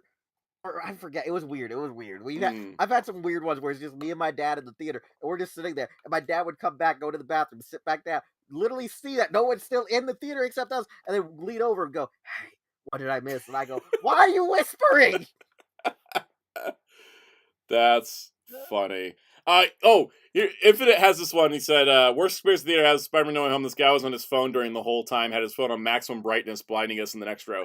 First of all, I don't get how people have maximum brightness in a dark room. Like, you can see it on low brightness. Second of all, the best experience of one of those I had is someone had that, and somebody got up out of their chair and went down and said to the person, "Hey, I don't care if you're on your phone the whole time, but could you sit in the back row so it stops blinding everybody else?" And the person was like, "Sure," got up and went to the back row and just sat there instead. God, I wish more people were like that. I was just like, that was an easy solution. Like, yeah, just be like, back row should just be like, yeah, you want to be on your phone, you're not bothering anybody up there. Hey Jerry, I need to tell one of the best stories ever I had at a Fandango screening. I don't know what you're referring to. But Jerry knows what I'm talking about. Just tell the story, Wheels. I like how you said Jerry knows me. I have no clue. So I went to go see Dragon Ball Super Broly. Okay, now I do. And I do. Yes. everyone lining up to see the film are Latino, Indian, also Indian, Native American, and like Asian and Black. And me and my mom. Are you the only white people there? White people there in this area that's usually very heavily white. And this is a Dragon Ball film, so I assumed all colors of the rainbow were going to be out. We get to the end credits of the film, and the music starts playing. And now no one knows that they're actually going to use Daichi Mura's English version of the film. And the song? everyone in the theater starts singing along to it in Japanese. And we're all and everyone starts getting up and actually dancing like it's a rave. And my mom's completely confused while we're all like having a mosh pit together. We're all like da da da da da. That sounds amazing. And then you just hear us going, "Break the ice, break!" And literally the people who come in from the theater are like, "Oh man, I should record this." And that's when it ended. And they were so pissed off because they wanted to put it up to promote the Super movie, and we were all done dancing, and the movie's credits is finished. So they were like trying to get their phones out to record it and put it up on social media. That's amazing. That's an experience I wish I could. Because my mom was like, "This is weird," and like I start dancing. My mom's like, "No, get back here!" I'm like, "No, I'm with my people," and we're like, "Break the ice." That reminds me of like my Infinity War screening. I went opening night, which I never do, but I was just like, I gotta see this movie, and it was opening night. It was the end of Infinity War, and if you've seen the movie, you know the ending. Everyone went dead silent throughout the entire credits, both post-credit scenes. Everyone was it the Thanos will return, right? Yeah, it was the Thanos will return. Right, like after the snap happened, everybody went dead silent. And, like everyone was cheering and clapping through the whole movie, right? Because it was an opening night thing, right? Mm-hmm. And after the snap happened and like the movie ended, everyone went dead silent through the entire credits, through both post-credit scenes. The lights came up. Everybody stood up and left the theater, and no one made a sound. Like everybody was so stunned, the entire audience didn't make a word noise for like 15 minutes. It was insane. I wish when the Thanos return thing came up, I wish someone went boo on that. No, they were so shocked at just like. I went to see it, and Darkon and Soundout didn't fully spoil me, but they mentioned that like a lot of people got killed, so like your theater's gonna be dead silent. Well, also because Mark Ruffalo told us in that interview. Yeah. So what happened was I'm in there, and so when everything was silent, everyone was all getting mad. I got like a really deep, like Eddie Murphy SNL, like deep voice, and I literally said, "Fuck you, Star Lord," and the crowd thought it was amazing. Well, I just straight Oh up my blamed God. Star Lord for everything, and I was like, "Fuck you, Star Lord." That's hilarious. Everyone loved that. It's also like my favorite one was watching the first MonsterVerse Godzilla film, and when Godzilla rips open Muto and blows down her throat and kills her, I literally made the deepest and loudest goddamn, to the extent the black guy next to me was like, "Right there, brother," and high fived me. Like he leaned over like around my dad just to high five me, and everyone was hysterical because when the lights came on, they just see this white kid in a wheelchair who went, "God damn!" Like Beautiful. Last two things before we go to prank Inside Out 2. Let's see. Spin Dash said I also had an amazing experience with The Room thrice over. Once at an indie theater, once at a Rift Track screening, and then seeing the weekend premiere of The Disaster Artist. At an indie theater is the best place to watch The Room because you'll probably get a bunch of film nerds who are just gonna like Did you guys have the enjoy how bad spoons? it Did you is. throw your spoons? Yes, yeah, better have thrown spoons. And then Infinite said thoughts on Dragon Ball Super Superhero. I was just telling Kaus like 2 days ago. I think that Superhero might be the best Dragon Ball movie just for the Piccolo redemption alone. I think it's the most Dragon Ball movie. I think of all the Dragon Ball movies, it felt the most like a movie. It's like it and Broly are my two favorite movies for sure. Yeah. And Superhero's great, right? Jury's still out on that one. I like it. I'm gonna say it's great because I'm a Piccolo fan. I said the jury. I said Jerry is. I'm like, Jury's still out on that one. Just because I like Piccolo and Gohan doesn't mean it's a good movie. I mean, I like it. I think out of. I mean, if we had Broly animation on it, then, yeah. Exactly. Yeah, I think that's like the only thing that I think it's the only thing that holds it back is that they were experimenting, but it still works. I think the 3D animation is real good, personally. Yeah, it's just I think what it is that it's not the worst. It's not that it's good or bad, like in a bubble. It's just like for Dragon Ball, we've never had that before, right? Yeah, so there's always going to be Dragon like, Ball, we're like, what? Yeah, it's like it's the visual disconnect thing, but I like it. I like that movie all the way through. I would have. I mean, I like the story. I think they should have fixed. I think they should have fixed the final act though, because like Gotenks got to do something. Exactly, the Gotenks thing is probably my one regret with that movie is that like no, there's a bigger regret. Gotenks. Yeah, there's a bigger regret because even the ADR director in the Japanese version was like, "Why are we even bringing Norio Wakamoto back if he ain't talking?" That's a good point. Yeah, that's a good point. Yeah, all he did was yell, man. Yep. Spin Dash did confirm spoons and footballs and guys in suits for the room. Good. All right, Inside Out 2. Not to give Disney credit, but I'm gonna give this one an A. I thought this was great. I heard. I still didn't see it. I love the first film, but I haven't seen this. I liked it more than the first film because it dealt with more complex emotions, and I think that made it more interesting for me, like on a personal level. It helps. I think Inside Out 2 feels like Inside Out feels like the most like this could make sense to have a sequel versus a lot of other Pixar sequels.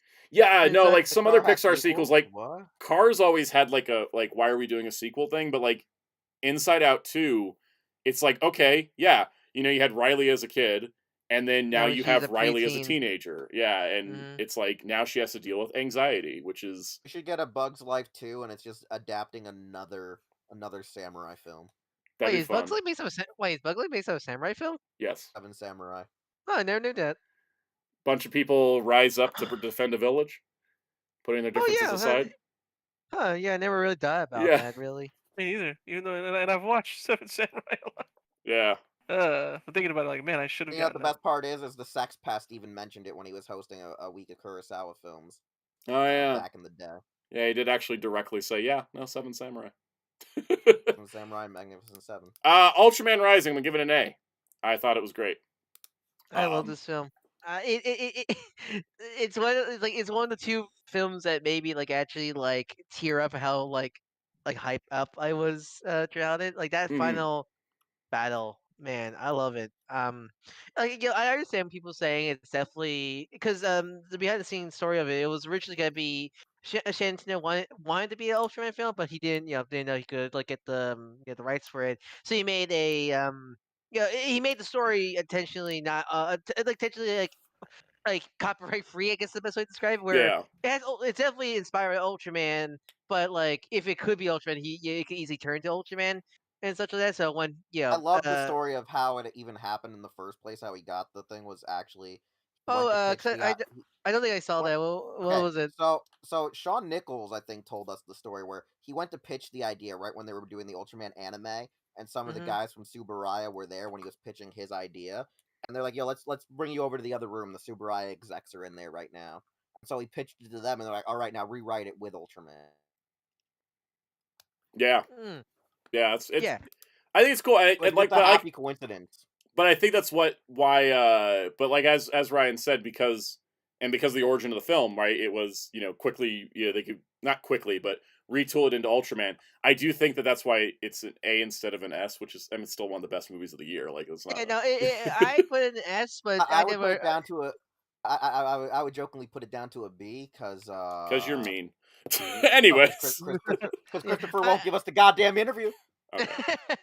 But Petty reasons. for me Him, it's S, but message definitely me. We'll agree. schedule it. Blows me off. I definitely agree. I definitely see where you're coming from. It's definitely at least a high A. Definitely, Mhm. it's a S for me because I just love I love Ken Sato's character arc, and I love Emmy so much, Mhm. and the animation. God, it's so gorgeous. ILM in animation this year. My goodness. They need. It's so bizarre because the only other animated film they've done was Rango back in 2010, Yeah. and they haven't done animated features in 10 years. But here they are with back to back Rising and One with some of the best animated like animation I have seen all Mhm. like in all year. It's so good. Like the color, like the impact frames, the colors, all fantastic and such like that. It's Spindash one of just the said most English Godzilla account just tweeted something to do with Kaiju number 8. Sorry to derail the stream. I gotta find out. I just heard two of my but favorite things in the same sentence. but yeah, Is it's Toho gonna let Higuchi make a bad live action of it like he did Attack on Titan? That would be kind of funny to see. But anyways, moving on. but Go yeah, back to what you were saying, I should say. yeah, but it's like in terms like it just as especially as someone who loves animation so much, all of, like the animation detail, especially following Shannon Tyndall on him talking about retweeting like the other animators, it was so fascinating to see how they get so these creative shots. I always just love seeing. And because I'm pretty sure this film was probably work on during the pandemic, so a lot of the animators were working at home, and I just love seeing the animators recreate scenes like on camera to help help reference them do the animation. It's so great. Like some great character animation, Mhm. especially. As such. For And some. Yeah, sorry, go ahead. I'm just glad that it got audience. I'm not sure it was enough to get a sequel, but I'm glad there's definitely I've seen a lot of people get to Ultraman because of this film, which is the most important thing about for a film like Definitely. this. No idea why they tweeted this. It's just a couple emojis and Reno It's and gonna be collab. It's gonna be some kind of collab coming. yeah. I'm not sure it's gonna be. I don't think it's gonna be any big, but I definitely see some kind of collab And then going just on. suddenly like Toho, we're making a Kaiju number 8 movie, and that's going to adapt the next arc after season 2. And I'm like, oh, here we go again. All right, let's see. Despicable Me 4. I'll give it a B. I So liked it. okay, well, what's the sound mom's ranking? Is this My high? 'Cause mom I know she liked likes it. these movies. My I mom know she likes has them. watched all the movies. I hadn't seen the third one until this year. I thought the third one sucked. I What hate. was this one? What was this one about? 'Cause I know the third one was about Gru's brother. What was the fourth one even about? So this one was basically like Gru and his family end up in witness protection because there's a villain trying to kill him and his kids. Oh, Um, okay. and so they have to spend like the movie like in the witness protection thing where like Gru has to like be like I don't know what his job was, like car salesman or something, and then like his wife had to be like a hair salon person, even though she had no idea So, how to do hair salon work. which is weird because isn't the wife a spy? Wasn't that the big thing Yes, with two? Yeah, and so that's it's why like they're two. in witness protection um because basically there's this villain that has it out for Gru, and Gru wasn't able to take him down, so now like his family's threatened, so they got to put him into a safe house and keep him away because Hmm. everything's gonna go crazy. So they have to like blend in with normal people, and I enjoyed it. The thing is, it definitely focuses more on the family side than it does the Minions, which is where I like Despicable Me more. I'm glad So. because I feel like I'm glad because the Minions got a little hectic in the Yeah. last couple of films. It's just weird to me that they never decided to age up the kids at all. They said that what was it? The director I think said we're not doing that because we kind of want to keep it like Simpsons where everybody's just kind of timeless. Yeah, yeah, that's fair. But And I get it's that. just And I like, mean we've gotten 4 Their movies voices in get too raw now. yeah. We've Like gotten Marge. 4 Despicable Me's in 15 years, so it doesn't feel as bad as like when Incredibles came back after 15 years and then I know I it hate was just the that. next day and not like I, years later. I hated that so much with Rebels too. Welcome Legendary Magic Turtle. I never saw the Minions movies. I didn't see Minions 1 or 2, but I've seen all 4 Despicable Me's, and I liked it. It was fun. Hey, Jerry, can you guess where Crisis is going? Crisis on Infinite Earths? Madam Web tier? Tempting. Let's never forget. I will give them your, at least like- credit. These movies are better than Madam Web. Oh no, I remember you really despising Part 3 specifically when we talked about it when we did the DC movie tier list. These movies get progressively worse, right? Yeah, because essentially, essentially how much you love the Richard comic, your vile hatred. I hate these movies for so it. much. I hate them more than Madam Web.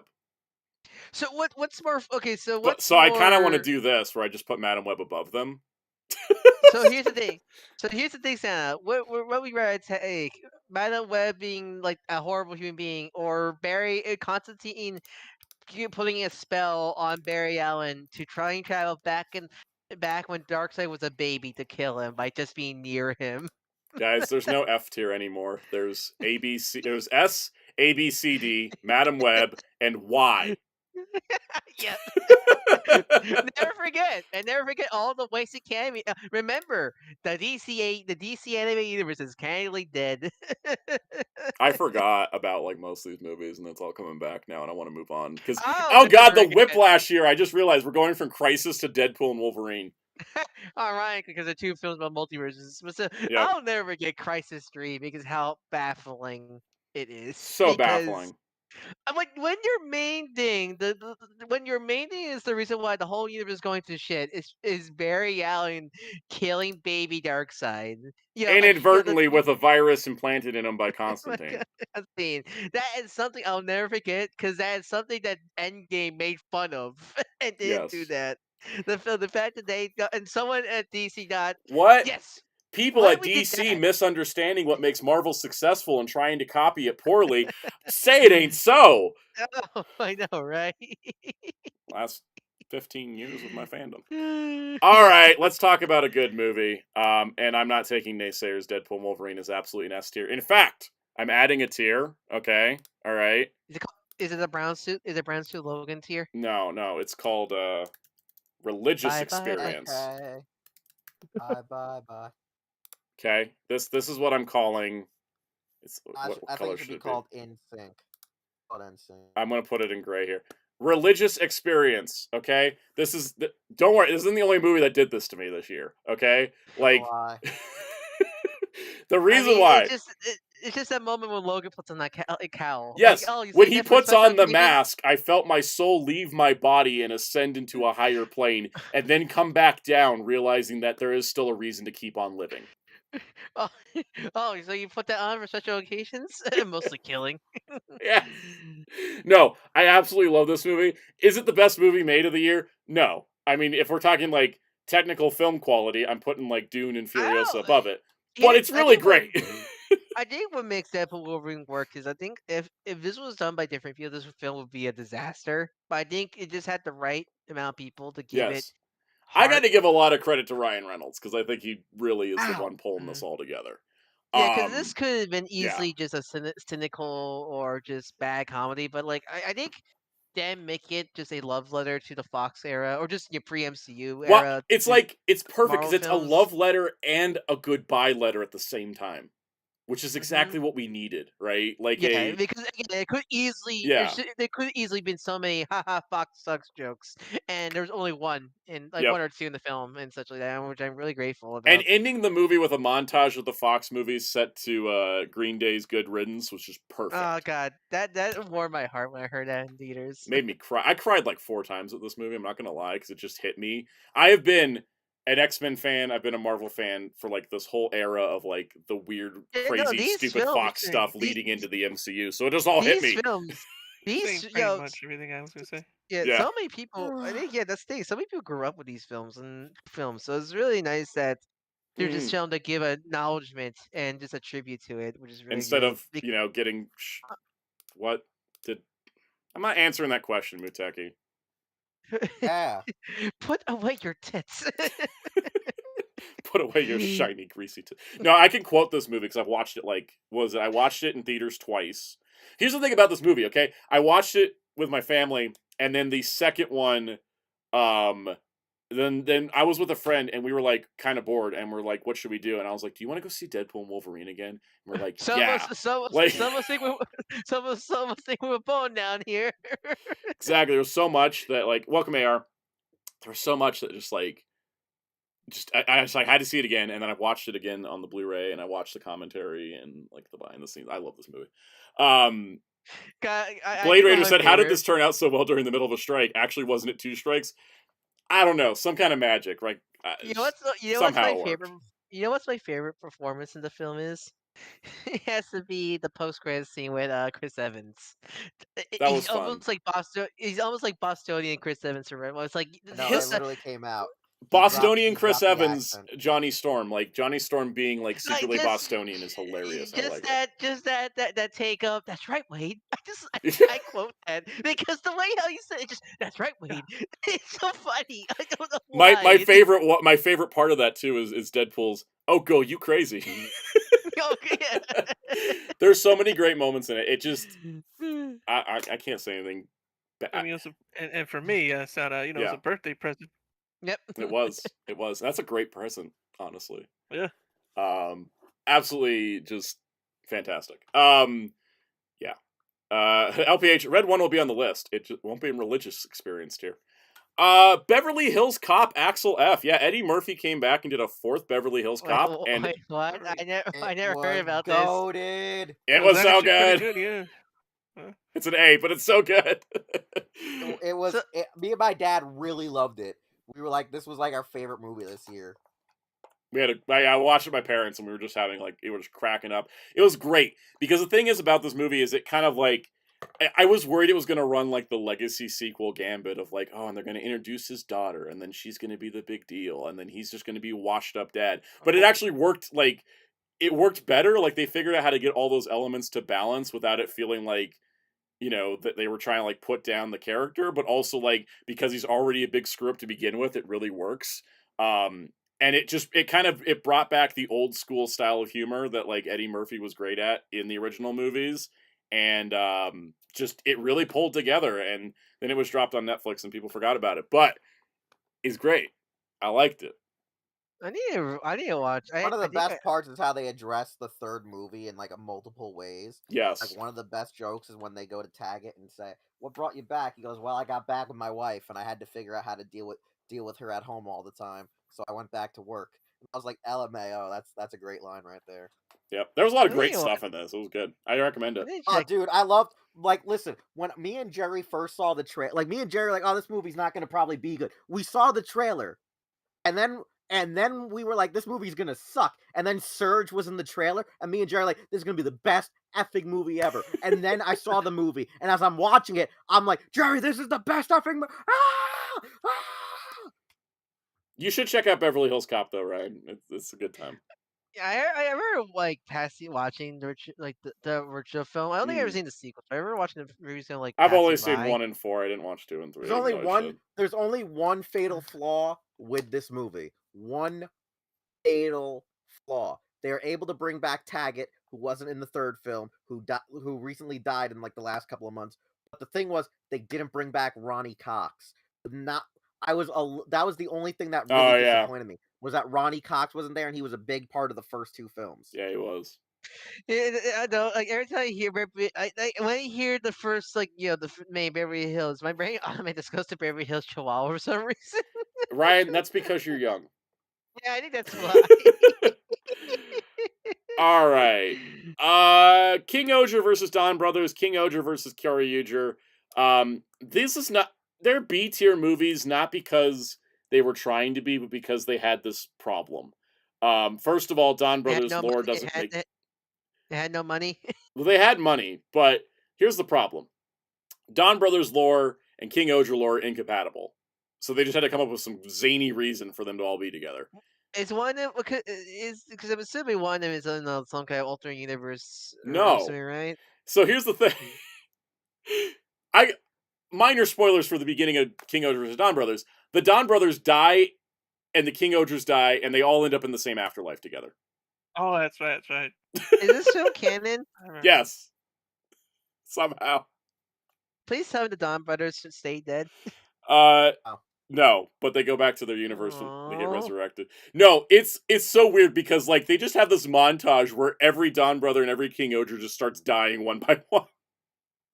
And I'm just like, what is going on? Can we keep Can we keep the Don brothers in Sentai hell? I think that's where they belong. They do deserve it. And then Kyoryuger versus King Oger ran into this problem of we had Kyoryu read for one day. Is it just Kyoryu? Is it just King? No, it's the entire cast. Like they brought back all the main characters, but King is always just mysteriously not in most scenes. Like they give reasons for him not to be there, and then it's like, hey guys, it's Kyoryu Red. Yeah. Introduce yourself, Kyoryu Red, Mr. Black.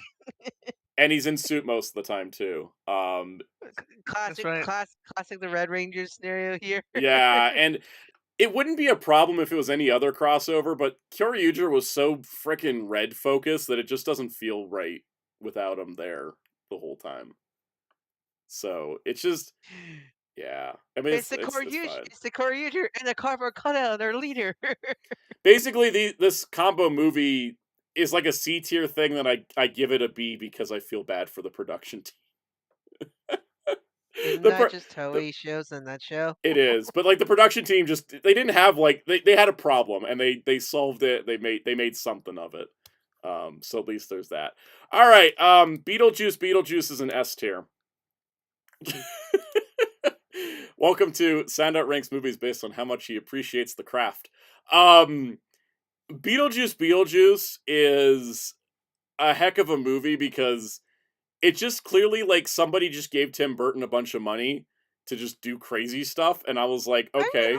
I'm glad Tim Burton's back in his game because for a while he was kind of off his game during the 2010s. So like, he took up. I think he took. I'm glad he stopped trying to be a serious director and realized that goofy goth stuff is his whole thing.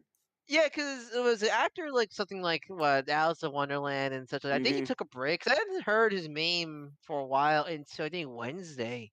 Yeah, Wednesday came out, so it's good, and I'm glad he's back to his like element because I feel like when he was during the 2000s and the early 2010s, he was trying to be like a big director. And I actually like his Charlie and the Chocolate Factory film, even with his weirdness. But I'm glad he's back to more his element. I think is what's best about this. and then adding to this, it's a legacy sequel, but it didn't get Boruto'd. The thing that a lot of people were worried about in the trailer was that like Lydia's daughter, played by Jenna Ortega, was going to be like the main character, right? But no, Lydia's still the main character. All the other like cast that's there is there. They figured out how to write out the sex offender in a very clever way. And then Beetlejuice is actually given more screen time here than he was in the first movie. And they just they went for it. This one's based on the TV show unintentionally. It is. They have a ton of references to the TV show. I'm glad to hear that. And it has a bunch of things in it that movies sometimes have a tendency to overthink things, right? Like if you watch older films from the 60s to the 80s and even the 90s, you have a lot of things of like, sometimes you'll just have an actor in a movie doing a part because it's funny, not that it adds to the plot. Willem Dafoe is in Beetlejuice. If he's not in the movie, the plot doesn't change, but he's playing a dead actor who thinks he's a cop. And that's funny, and that's why he's here, and that works because they're like, look, we know he doesn't make any addition to the plot. It's just a funny bit we're going to have him do for the whole runtime. and it doesn't overstay its welcome. And that's kind of how movies used to be made. And so it kind of gives me that vibe of how movies used to be made that I kind of missed a little bit. So the same thing with Furiosa. It's like There's a how bunch of John weird Wayne dudes used there to for no always get reason. his buddies in films. What was that? How John Wayne always used to have his buddies in films that did utterly Yeah. effing nothing, but they were just background characters. Yeah, exactly. So Beetlejuice kind of runs that vibe like Furiosa, where I'm like, these are movies from another era, but they're like, it's like a nice throwback because it's stuff that, you know, a lot of times with studio executives approving scripts, they'll have writers take out stuff that was just there for fun because, oh, it doesn't serve the plot. And I think that's like what we call like the rise of the internet. Like the executives see things that like people are nitpicking stuff as opposed to going like, what do people enjoy in a movie, and does this enhance the experience more so than just enhancing a bullet point checklist of how a formula of a movie should be made. But getting off my soapbox, I really like this movie, like a lot. So pretty much, so now what I want for Tim Burton to do is I want, you know, Paul Rubens passed away, but not like I wanted to just make a film like Pee Wee's Big Adventure again. Like I want that kind of film again. I love Pee Wee's Big Adventure That would be fun. so much. And Beetlejuice doesn't feel like they really like. It's tricky to come back to something 30 years later because you can sometimes lose the magic, but I feel like the magic's still there, and even stronger in some This cases. is a good thing. People forget Michael Keaton's batshit insane. They also, this movie remembers that Catherine O'Hara is the funniest is, you're right. person in any movie she's in. Catherine O'Hara is the funniest person in this movie, just like she was the funniest person in the first Beetlejuice, just like she's the funniest person in Home Alone.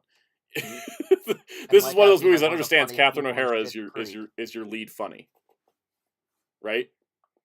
Right. Creek, bro. Shit's Creek. Exactly. See, Catherine O'Hara is the funniest person in anything you put her in, so always use her. That woman can she still scream? Because she's a Yes. scream queen. Oh yes. I'll never forget her, Kevin, like scream Home Alone, because that woman can shout. Exactly. All right, Transformers 1. I know that like Wheels hasn't seen it yet, even though he should.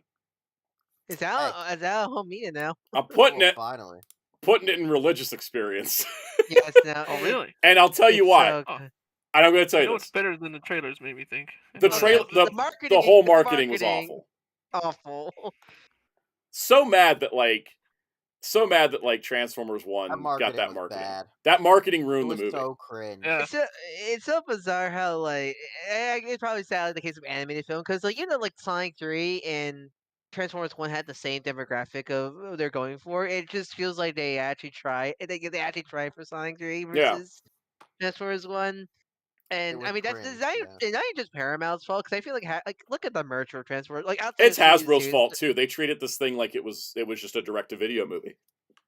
Look at the merch after merch here, like reused molds from goddamn RAD-15 or bot shots or crap. How many weeks did we just cover like trash toys being revealed for this movie? You guys seen that? Like there was that horrible figure of just Orion. It's just a stag Orion figure that has like a flippable chest. That thing's garbage. It looks like a bath toy. Literally, like we don't like to use Happy Meal toys on retail product, but that's literally a Happy Meal toy. No, literally, like it's the same quality, same paint job, same quality, same gimmick. That being said, this is the best Transformers movie ever made. And of course it does bad. Of course it is. Yep. Of course they make a great The Transformers quality movie. of Transformers movies is always opposite of the box office it makes. Yeah. The less money it makes, the better the movie is. This goes back to the '86 movie too. That was a big flop. I mean, even though like Rise of the Beast, it's still like a better film than most some of the worst of the Bay films. The worst of the Bay films, and that didn't do great.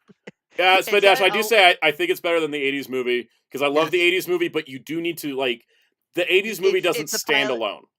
It's a pilot to season 3. Yeah. This movie is like.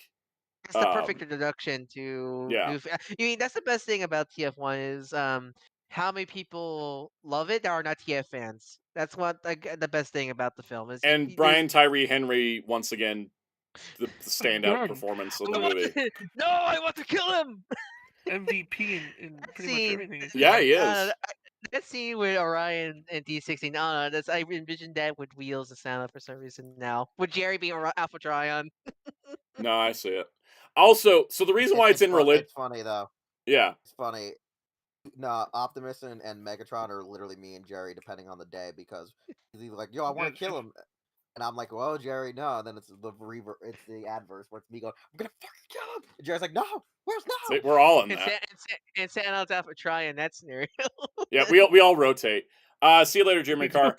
So the reason it's in religious experience is because in the third act there is a climactic sequence that made me just lose my mind because I was like, I can't believe we're getting something this cool in a Transformers movie. The music, I think what adds to it is The music, Brian Tyler, Brian Tyler, who worked on TF1, TF Prime, Prime, which I yeah. love. I love he brought back some of the Prime motifs into the music of one. That is so great. I love he remembered his roots for that. I will say, I think the first two acts of this movie, up until like D16's big like anger moment, are pretty like it's pretty standard like setup, right? But it's standard setup so that way the third act can just be like amazing. And that's what works for it. What I like about TF1 especially is it actually makes feel like my problem sometimes with Cybertron and Lamia is I go like how like before the war what was this planet like, because it feels like this planet was made for war, because that's some like problem. I know like IEW and essentially convinced Cyberverse especially actually showing no this place was just a normal place before the war, but I feel like TF1 like yes now I can totally see people just living here. Yeah. Even with the society he was built on, that's what I like about one. Because like I love the War for Cybertron games. I don't. Those are not. Cybertron is not a place you live in that game. That is just like video game level like Either war it's Harlem zone. back in the day. Yeah. Yeah. Or TF Prime, yeah. or TF Prime. I mean, I know TF Prime that Cybertron just like get ruined, but like God, like it just like empty void half the time in TF Prime, and that's probably budget reasons, probably. If I But had still, one complaint about this movie, it is a little overly visual. It's overly stimulating in the visuals sometimes. And it's also because I'm getting old. But like the race sequence I liked, but also it had so much going on that I started like everything to start motion blurring for me when I was watching it in the theater. That's like maybe not like that's not even that big of a complaint. I mean, we're gonna talk about visibility of movies. That's a different tier list. But isn't that the point of that scene though? Because it is a race scene. It is, but the thing is, I couldn't follow the action during that sequence. Like, I couldn't tell where the characters were because there was so much stuff happening in the background. There was so much in the foreground. There was so much motion blur that I was like, where are we at? So, especially when it was Orion and D16 flying, I was like, I'm just going to wait till they land. Then I'll know where they are. That may just be an age thing. This film also has like one of my favorite jokes with Shockwave and Lita. Yes. we will not follow you, whack. We will follow you. I do. I also appreciate Steve Buscemi as Starscream. They did the whole like he gets like vocal cord strangle, but like honestly, I think his voice was already fine as Starscream. I did Starscream. Anyways, highly recommend TF1. Please watch it. All right, Deca Ranger 20th Fireball Booster. Damn, I'm getting a lot of movies A's, but I just like movies. Okay, guys. Deca Ranger 20th Fireball Booster was my favorite of the 20th anniversary Sentai movies that we've gotten. How is it compared to 10 years? Because I remember watching 10 years. I remember liking it. I like 10 years because I think 10 years is like kind of fun to like kind of advance the storyline, right? And like introduce new Deca Rangers. I think 20 years shows. Like Cocker, yeah, I was thinking like, wait, where's Cocker Ranger? But that's more of an episode, it's a special, not a yeah. movie. It's only 29 minutes, yeah. It's not a movie. It's sadly the next episode. Yeah. Deca Ranger 20th though, it not only is a good anniversary movie, the movie's basic message is to show why do these 6 people work so well together? What is the secret behind the Earth Branch's success? Isn't just the Bond show? It's not just the Bond show. Like, the thing is, everybody has, like... basically, it's kind of structured like a set of episodes, where it's, like, you have, like, a sequence that's, like, the Sen and Tetsu sequence, and then there's, like, a Jasmine and Umiko sequence, and there's a Bon and Hoji sequence. Like, it has, like, this great way of building up everybody and showing why they're all so good at their jobs, and also why the Earth Branch is so good at getting things done. The way you describe it reminds me of one of my favorite bits in Tiger Bunny season 2, where they paired the two heroes up, and there would be a Yes, focus episode that on was. those It's two like that. heroes. It's like that, except it's a movie, so it's kind of fun. Mm. It's like but it's really cool because it's like you can have like everybody shine, and then they're like there's a new cadet who's been kind of struggling, and so Bond brings him to the Earth Branch to kind of like be like, look, this is how things can work. And he's always like, these people are so dysfunctional, they don't get anything done. And the rest of the movie is basically like, look, this is what we do, and here's how we do it. It was great. I enjoyed it. It was really solid. If you could qualify it, where were you ranked the Cocker Ranger? S tier easily, because the Cocker Ranger 30th was not only I think the best way to celebrate an anniversary, but I also thought that like it was the most like the show it was coming from. Because I feel like with Deca Ranger 10th, it was darker than the show was, but 20th had like the similar tone to the show. But Cocker Ranger, it did really literally feel like episode 54. I just love the gag from Kaku, just him like after they morph, they're like, my back. Everybody's feeling old, and Black's just like, what's wrong, guys? What's going on? What's wrong? Yep, perfect condition. All right, moving on. The Wild Robot. I'm gonna give this one an A. I still need to see it. I heard nothing but amazing things about it. It was came out. It came out when money. I was tight on money. Money. So I couldn't. I do not know why this and Transformers came out like a week apart at the end of September. Who releases movies then? I know. I'm really glad to see it because I saw seen the first trailer and I thought it was beautiful, and I'm really glad it turned out to be a fantastic film. It's great. And I'm really glad. I don't know why Disney ever let Chris Sanders go, because I know, right? I mean, they're bringing him back sort of as the voice of Stitch, but not as like a creative person, which is where he's God, good at. I am not looking forward to that. I'm not gonna watch it. I'm just... that now they got to, like I never love any of the live action Disney film, but now they're choosing a film that I have so much connections, a series I have so much connected to. Like now you're at. Now I didn't watch Maleficent for 10 years because I love Sleeping Beauty too much, and then I watched Maleficent. And I was like, oh, this isn't as bad as I thought it was.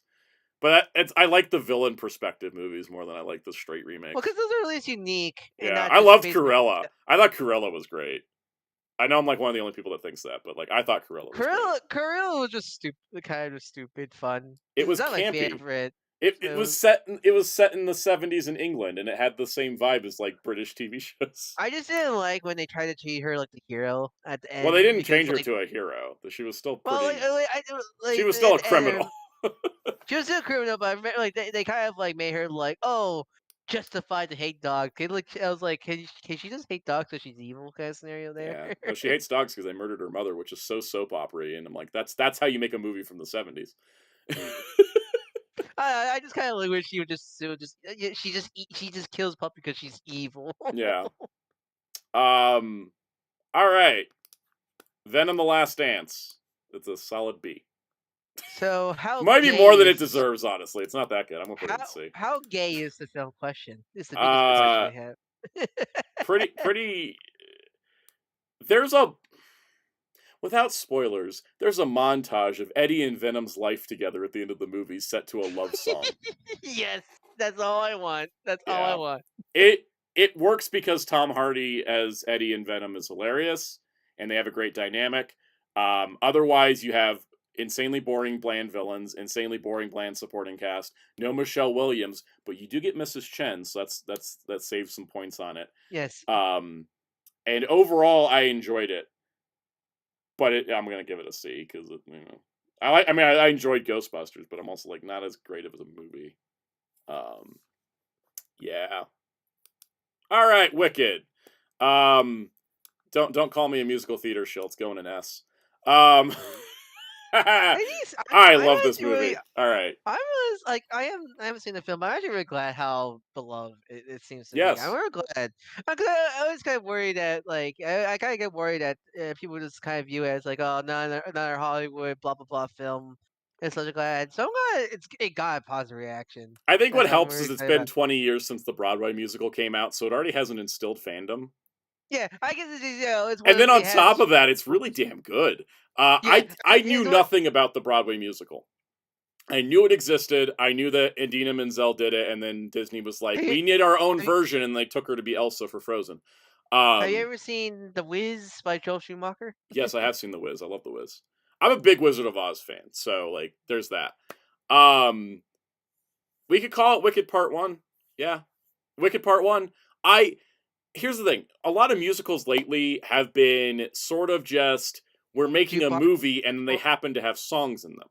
or jukebox or the word jukebox musicals. Jukebox Like musical. Good God, Joker 2. I'm so glad I didn't watch that. Anyways, um so the thing is that the Rivers said all the trailers gave me bad vibes, but I saw Wicked on Saturday and it was so good. Yeah, I thought the original trailer was like showed too much. I was like, okay, like what's going on? My problem, I remember because I didn't pay attention to the trailer, but I remember going like, man, the trailers lasted too long. The trailers were long. They were long. Like, I get it, 2 hours and 40-minute movie, but the thing I was surprised is these trailers were long and I thought they showed everything, and then I watched the movie and I'm like, there's entire subplots they didn't even hint at in the trailers, and that's what got me. Because like the thing is, I think they know. Like you're watching the Wicked Witch of the West's origin story. You know she's gonna be evil at the end, right? And the trailers played into that. Mateki, what's worse, Manaweb or Joker 2? Well, Joker 2 has an SA scene, so I Manaweb's didn't better. watch Joker 2, and I don't want to watch Joker 2 because of everything I heard about it. I'm gonna say it's worse. Joker 2 has a scene about assault, assault. They and also cut that's half of Lady Gaga's scene, so I take a personal so, offense to that. so it's automatically worse Exactly. because of that. All right, so also adding to, so back to Wicked, a good movie. So the trailers, I thought it was just like I was like, okay, I see where the story's going, and then I'm like, oh, there's like a lot more to this, and then also I was just really impressed because, yeah, like Rivers said, it's around as long as the original stage play, and it's still half the show, but it didn't feel bloated. That's what I thought too, because one of the things that really helps with this, and this is something that a lot of films kind of lack at times, is that, and especially in musicals, this has big lavish sets, big lavish costumes, like all the production design is just like super like grand and huge, and it's like old school Hollywood musicals were grand and huge like that. And so they did that here, which just visually made it really interesting and exciting to look at. And then they've added a bunch of different like characters and storylines and subplots and everything to kind of build out the story and build out the whole world here that made it really engaging, and I really, really liked it. And I can't wait for part 2, and I'm really tempted to see if my theories are correct by looking up a recap of the Broadway musical, but I'm not going to because I want to see the film version of this. And once again, an incredible third act because the final song of the movie is like a whole major sequence, and it was just like when it ended, I was like, I'm okay with this being the end of part 1 because I need a little bit of a break to recover from how amazing that was. It was so good, like it was really great, and yeah, I don't know, there's some minor nitpicks here and there I could make, but it's still like one of the best movies I've seen this year. Spin Dash has gotten to see it on Broadway. Slightly jealous because now I want to see it on Broadway, but maybe one day. It's only because I yeah. think for me with Wicked, I more recognize the I think one of the adaptation books that because it was It was a Broadway book. first, right? It was a book The book? first, then they made a musical on Broadway, which changed stuff and took out all the animal orgies, and then they readapted the book. They readapted the play into a book from the playbill. Yeah. So that's why I'm more familiar with the book because I see it everywhere. The really cool silhouette of the Wicked Witch. That's like ingrained, like because I seen that throughout all childhood. That's like and pretty so much all I knew of this thing was like that, Yeah. and I knew that Kristen Chenoweth and Idina Menzel were the leads, and I knew that Defying Gravity was a great song, but I never really heard it before. So then when I was going to this movie completely blind, basically, and then I just came out of it going like, "Holy crap, that was great! I can't wait for part 2." And I keep listening to the soundtracks. I'm like, "This is why this thing's been running on Broadway for 20 years." I get it. It's good. It's glad. It's nice to finally have a Broadway to film adaptation done right. Yes. Because we have so many fumbles in the past years. And it's funny because John M. Chu directed this, and he directed In the Heights, which was like I thought was good, but also like felt so streaming movie.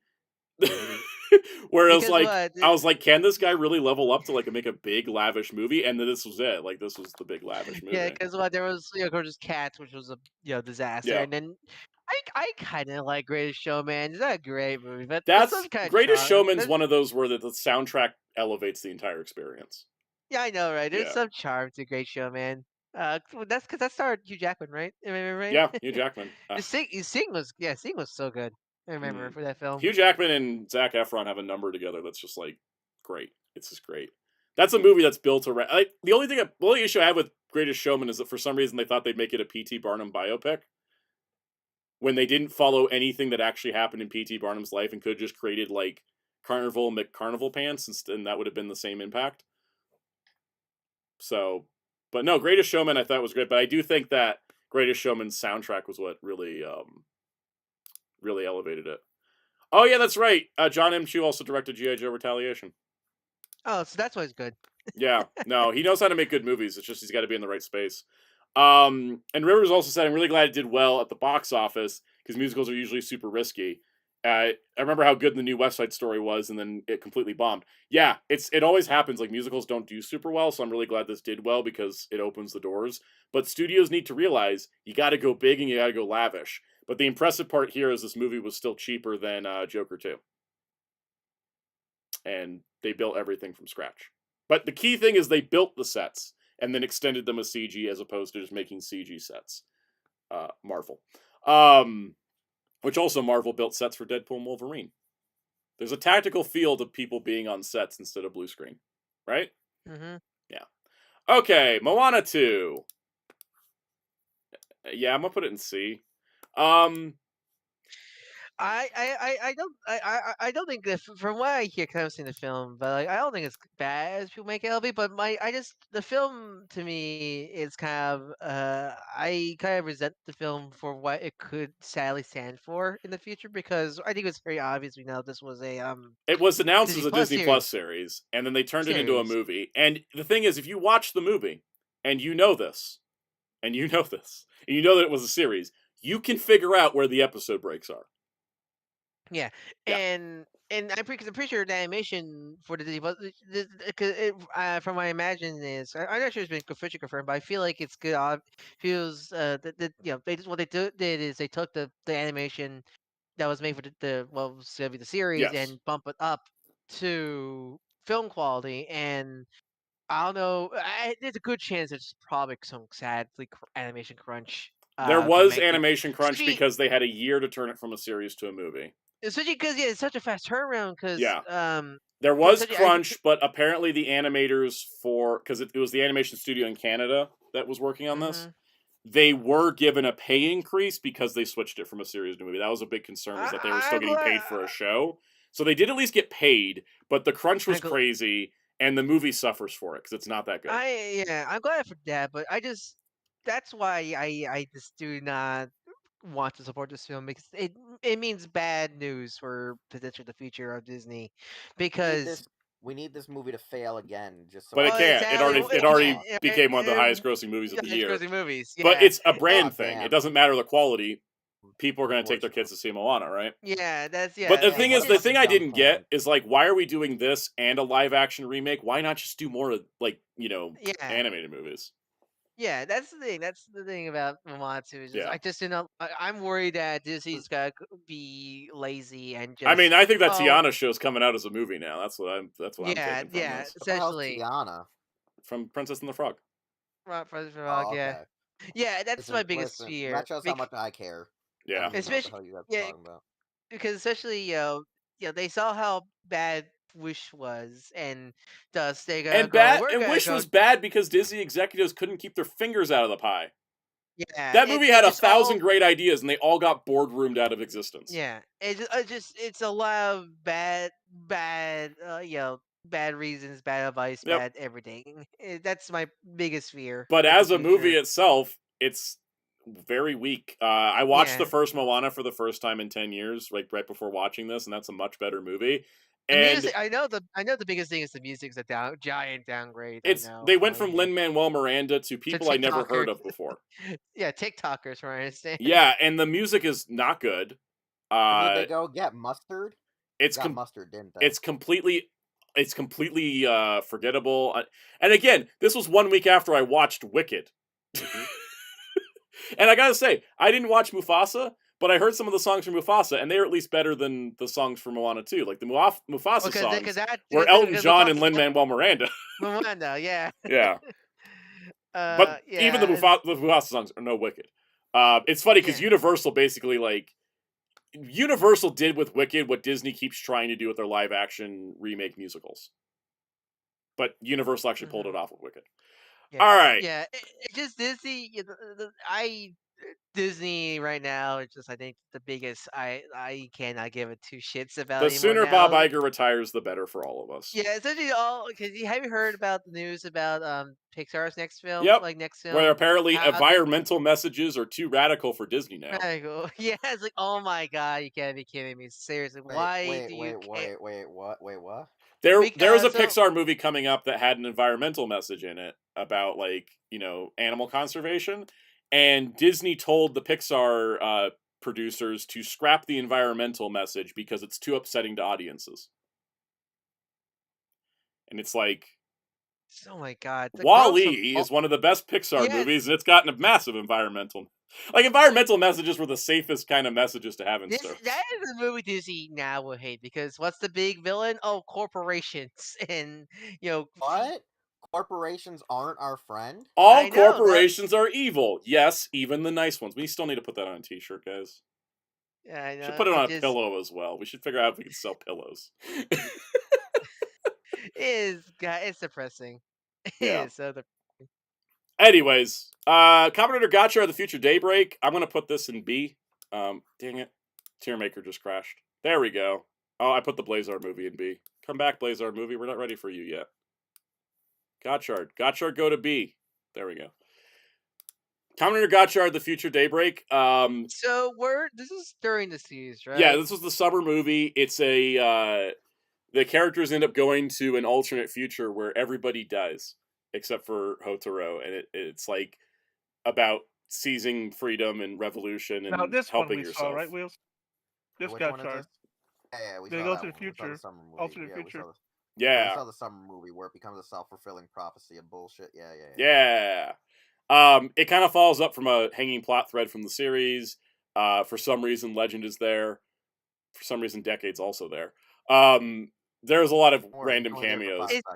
Is Decade a Legend like when the Muppets bring out guest stars at this point with Gotchard? Yes.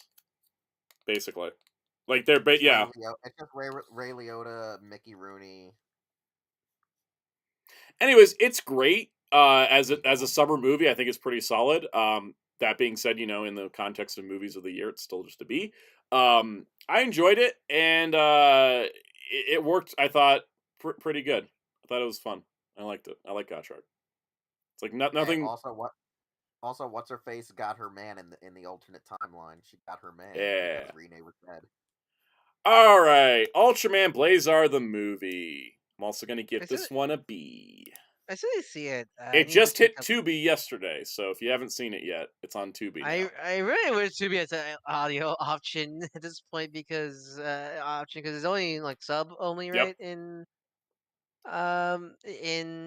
Tubi, so I just wish they just pick up the Blu-ray set eventually. I have a bad feeling that Blazar's movie was blander than the show. Yeah, because the problem I have with this movie is that with Ultraman movies, you have kind of a tendency to go like two different routes. It's like crossover or big, expansive like storyline. This one just kind of felt okay.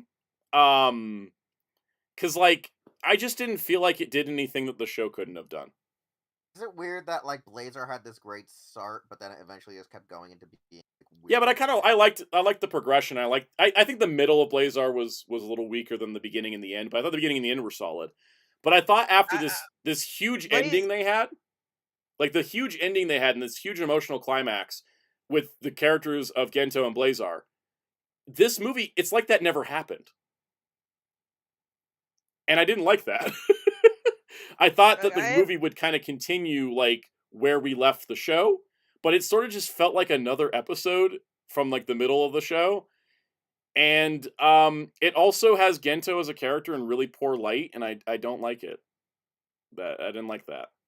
I can't comment 'cause I haven't seen the movie yet, but Yeah. like I think with Blazar, I will comment about Blazar is just Blazar. I think the thing is with Blazar, I think so many people were expecting to be Nexus 2.0, but I think that's always the wrong way to look at it because I think Blazar biggest thing is communication. Yeah. That is the biggest message about the series, and I think that's a very important and great message to talk about. And I think the series handled it very well.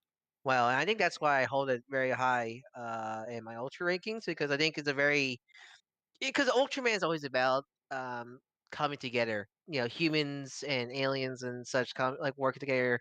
So because because it's not yeah, a lot of times Ultraman save the day, but a lot of times the human science team wherever Mhm. help Ultraman. And that's because it's always about communication, and I think Blazar is a big part. And main message is that I mean it help, and I think having that's why I think having Blazar not speak like English or speak human language is I think one of the best parts because it's all about Gento trying to understand Yeah. Blazar, Blazar understand Gento, and I think that's why um that's why I think like yes Blazar is not what we thought it was gonna be, but I honestly think I think honestly it to me was better than what I think people was gonna be, aka just being Nexus 2. I Because glad nothing because I can think be Nexus. Nexus was a very unique well production of its time. I There's think no well I think recapturing Nexus.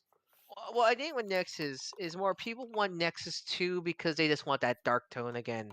And I think that's They people have Ultra not 7X for understanding. that. Well, I think it's more. I don't. That's my problem. Is Yeah. I don't like when people think Nexus is just the dark one. No, dark Nexus still has those dudes of Mhm. Ultraman, but just they can but definitely have a more serious, older tone. It does have a lot of dark themes, definitely, but I will never Yeah. call Nexus the dark one ever It's not supposed to be because the dark one because it's actually what it- what very hopeful. what Nexus is hope and light shining through the darkest of times. Yeah, Yeah. It's definitely. just Batman. It's a lot like Batman, yeah, but like but going back to the Blazar movie, without spoilers, there's a couple things in this movie I didn't like. First of all, there was an 18-minute recap. Oh, great! It's the X movie all Yeah, over I was again. like, Great. is this the Yeah. Ultraman X movie? And yeah, there was an 18-minute recap of the entire series, and I was just like, it's Let me 3 just kill chapter myself markers on now. the Blu-ray, and I'm like, what are we doing? No, go home. Stop. I don't even want to watch this movie now. We're done. And the other thing is too is that like I remember when Arc was doing its Blazar like crossover thing, like everybody was like, oh no, what if we get spoiled for the movie because the movie's not out yet? But I don't feel like you even like. I think it's like if you love Blazar, it's worth watching. But if you don't, it may not even be worth watching because it kind of doesn't. There's no like major thing that happens in it. It's a nice supplementary material for Blazar. I think the That's the best problem way I I can have say is it. it feels like episode 21.5 instead of 25.5. Mm. But the other I thing I also have a major problem with, and I'll keep it simple, is that they draw a parallel between Gento and the main villain, but they don't have the confidence to follow through with it. The way that they set it up, they don't have the confidence to follow through with it because they're worried about showing a negative side to Gento, but then by not acknowledging it, it didn't make me feel good about why they even did that in the first place. You'll have to see the movie to see. It's hard to I explain. can't comment. I can't Yeah. comment because I haven't seen the movie. When you watch it, let me know because I did not appreciate what they did with Gento in the movie. So I do really. The one last thing I want to say, but I really commend the ARC team because clearly with the Blazer across the ARC, none of they couldn't have any of the actors there because yeah, probably schedule and all stuff. But I really like how they handle the Blazer arc in arc because it helps that it continues arc story hmm and in it it, didn't which I it really didn't like feel about it. like the audience watching just Arc would be completely lost because they're suddenly doing connections to another show. Yeah, Yeah, which I really like. I think I really appreciate about that with arcs. and Because I it was think a different formula to an Ultra crossover than we've seen before, and I like that. yeah, yeah.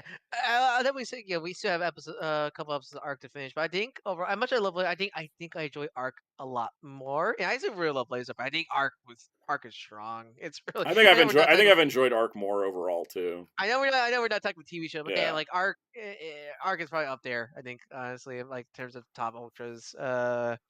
especially for me. I just Yeah. really love the writing of that series. All right, let's talk about Red One or not. I don't know. I'm putting it in C. Do you love rocks? Like, for some reason, it has pin particles out of nowhere. This movie confused me because they would. It's so dark, also, and like not tone, but like I could barely see things. Like, this is a Christmas movie. Why is half the things gray and shadow? Unhinged the Santa Claus here has like the worst like MCU Also, copycat syndrome that I've ever seen. I also like to think the Santa Claus is the same one from Klaus because it's just shaking Yeah. Simmons. It takes the worst things from the MCU, like the stuff that people don't like about the MCU. They're like, let's copy that. That's right, Miteki. Amazon Prime's Christmas movie last year, Candy Cane Lane, was better. That was a much better movie. Was that the one with Eddie Murphy? Eddie Who was the Murphy, main star of yeah, that? and Yeah. he gets like stuck into this contract with an evil elf. I like that movie. That was great. This one, it didn't feel very Christmassy because it's mostly an action movie. I like elements of it. I like Bostonian Chris Evans.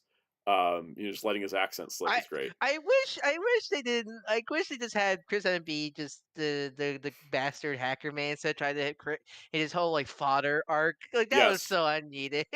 There's a Like, lot of unneeded stuff too. It's got the elements, but Krampus- the biggest problem I have with it is it would show you something that you didn't. That's not part of traditional Christmas Santa lore, and then they would explain it afterwards, like 20 minutes later. And it's like, so I just sat there confused as to why The Rock can make a snowmobile grow out of nowhere, and then like later on they explain that he can alter the reality of toys, and it's like it would have been nice to have known that up front. I also like the Krampus and the villains. Like Krampus was okay. The Krampus scene was kind of didn't serve any purpose, and the villain stunk. I liked the Krampus. The main villain was kind of just bland and terrible. I liked Krampus though because they had fun with practical makeup. Yeah, they did better than Beasts in the live action Beauty and the Beast Yeah, film. I just think I wish the film was more tongue in cheek. I feel like because it took itself I too feel like seriously. well, I think the problem is it wasn't like because I feel like they want to try to make Die Hard like what if Die Hard was like themed after Christmas, and I know Die Hard is a Christmas movie, but like no, like instead of like John McClane saving Mm, saving civilians from it's what if John McClane was saving Santa and stuff like that, but like. If they were going with that, it should be more like awesome or like try to be yeah, cool and like that. But no, it was like it was like serious, but like it was like generic serious where it's like we gotta save Red, or else Christmas is over. Bleh. And let's stuff like talk about that. something else that's red and black and fun all over. Sonic 3 also went into religious experience. I nearly passed out God, during the third act. I know it's so amazing. I mean, we talked about it last week. I Oh don't. my god. What? We can talk about this film. And stuff. He's talking about the episode of Ultraman Max where I kind of want to quote, "Isn't this where you met your wife?" Oh, you should. I'm doing it. Anyways, Sonic 3 is great. It's just I don't know how to explain it. It was like something I always wanted to see was like this level of authenticity out of a Sonic thing, and to see it on a movie screen, and then just having that like that I just kept having flashbacks to Ugly Sonic during the third act, and I was like, if we were what if we were in a different timeline where that was the design they went with, we would have never gotten this. We would have Yeah, never gotten this definitely. movie with that. Spin Dash says, without spoilers, protect others. What was your theater like for the post credit scene? Yeah, because it hasn't opened all over the world yet. My reaction was shouting "Holy shit!" pretty loud in front of 4 kids. Yeah. I felt bad. Like right after. I was like, I should be quiet.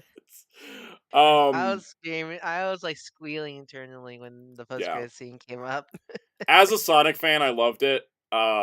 As my audience was having a blast the entire time. Also, as a fan of Keanu Reeves, I liked it too. And, Yeah, it was great. It was great, Shadow. Yeah. The Maria stuff. The Maria stuff is fantastic. Mm-hmm. It was so done justice. Go see it if you haven't, or check it out when it hits digital or streaming if that works best for you. I loved it. I don't want to say any more without just doing a whole. Disney trying to lie. They keep saying Mufasa's #1 in America. Oh That's my a god, those lie. like the pre-scheduled tweets they keep putting up for Mufasa is hilarious. It's even worse. I just tweet. They made upload a YouTube video saying Yes. Mufasa's the #1 movie in America. It's like when they had that lies. sign out that they sent to For Ralph retailers for Breaks the Wreck-It Internet, Ralph or- Best Animated Movie, yeah. Yeah. Or for Ralph Breaks the Internet, it wasn't even Wreck-It Ralph, jeez. Yeah, the fact they keep hiding replies of people just posting gifs of shadows, like how petty do you gotta be? Disney is the most terminally online company, and it ruins their business every day. Yep. All right, and then the last movie I saw this year that was a new release was Dear Santa. Okay, so I gotta tell you, I'm surprised you haven't seen Nosferatu. You think it'll be like up your alley. I'm gonna see it this weekend. I already got plans to see it this weekend. Last week I was so busy with so much stuff that I was just like, I don't want to go out and see Nosferatu this weekend. I'm tired, right? But this weekend I'm more free. I'm gonna go see it this weekend because I've heard good I things. heard it's really good and also Yeah. really horny. We need movies to be horny again. Take that out of when context I do if it, you want. it's wrong. No. Movies should be horny, not overt. You're overt, Wheels. Not all the time. Not all. Anyways, Dear Santa. Jerry will like the premise on this one, I think. God, I've never seen the discrepancy between a I premise. didn't realize I was muted. Yes. Yes. You ready for this? Okay, so there's a Yeah. kid he's worried he's too old to be believing in Santa, right? So he writes a letter to Santa. But the kid's dyslexic. God, I even messed up. This is what I The told kid's Jerry dyslexic, about so he writes a letter to Satan instead. told Jerry about that one. The Jack Black one. It was so dumb that I liked it. In fact, if what I like, you said like the dyslexia screwing him like that. Yeah. Yes. That's what would happen to me. Boy, do I wish the rest of the movie was as interesting as that premise. Because if Jack Black wasn't on screen, I was checking out mentally. And So it's like Poochie. If whenever Jack Black isn't around, everyone should ask, "Where's Jack Black?" Exactly. So the problem with this movie is that it's an hour and 47 minutes, but I swore it was 4 hours long. And the other problem with this movie... So it dragged, huh? It dragged. And part of the problem with this movie is that the kids in this movie are supposed to be 10 or 11 years old, but they seem to be written as if they're 16 or 17. Like, these kids are really worried about, like, the relationships and dating girls and going to Post Malone concerts and, like, needing to go out to this Okay, thing. yeah, And I'm what? like, y'all are Huh. 11. What the hell? It's like they had the script, and then they're like, oh, wait, we have to have, like, the kid question if he believes in Santa, so we need to make everybody younger. And then it just kind of breaks the logic of the movie. Like, I'm like, why are there, like, 7-10-year-olds at a Post Malone concert alone without any parents? The chat just died. There's the chat. Mutaki, where did I see this? Oh, this is on Paramount Plus. It's a Paramount Plus exclusive. So that's kind of like the source of the problem. And then there's this incredibly dark twist in the movie that comes into the third act that is referenced in the first two acts, but they don't tell you what it is until the third act. So by the time they tell you, it feels like it comes out of nowhere. And then the end of the movie, the last scene, breaks all the established lore from the rest of the movie and rewards people for being awful human beings, and then it ends on a gag that just completely destroys the entire sense of reality that the movie had going for it. So anyways, it's still better than Madam Web. That doesn't sound great. It's still better than Madam Web, though. But is it better than the Crisis films? Yes, because remember Crisis, then Madam Web, then everything else. Yeah. Do I regret watching it? No, because like I said, Jack Black was pretty great in it. Do I recommend watching it? Absolutely not. Will I ever watch it again? Definitely not. You could not force me to. Why is this locked? Exactly what I was thinking. Why is my brain locked? So there's my... Good lord, my tier list has too many tiers, guys. What happened here?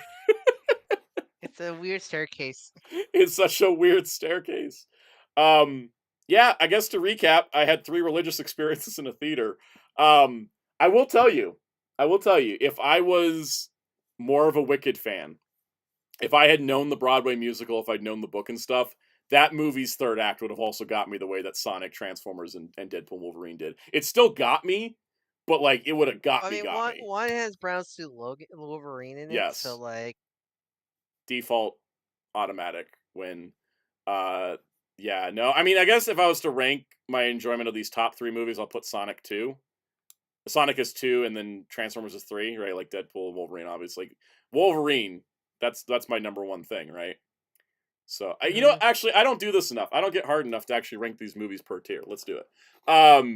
Let's see. So yeah, Deadpool, Wolverine, Sonic 3, Transformers 1. That's my top 3, right? Then it's probably Wicked. No, Dune, Wicked, Furiosa, Kingdom. No, it's gonna be Dune, Wicked, Apes, Furiosa, Beetlejuice. apes. Apes. I'm gonna put Beverly Hills Cop top of A. Put Wild Robot right below it. Put Ultraman right above Wild Robot. Put Deca Ranger above Godzilla. Put Gotchard and Geats below Inside Out 2. Let's see. Let's do B tier. I'm gonna put the Gotchard movie as top of B. Oh my god, what is with the Gotchard image? It keeps causing the whole thing to freeze. It's cursed. Pretty nice. It's cursed. All right, we'll do that. Let's see.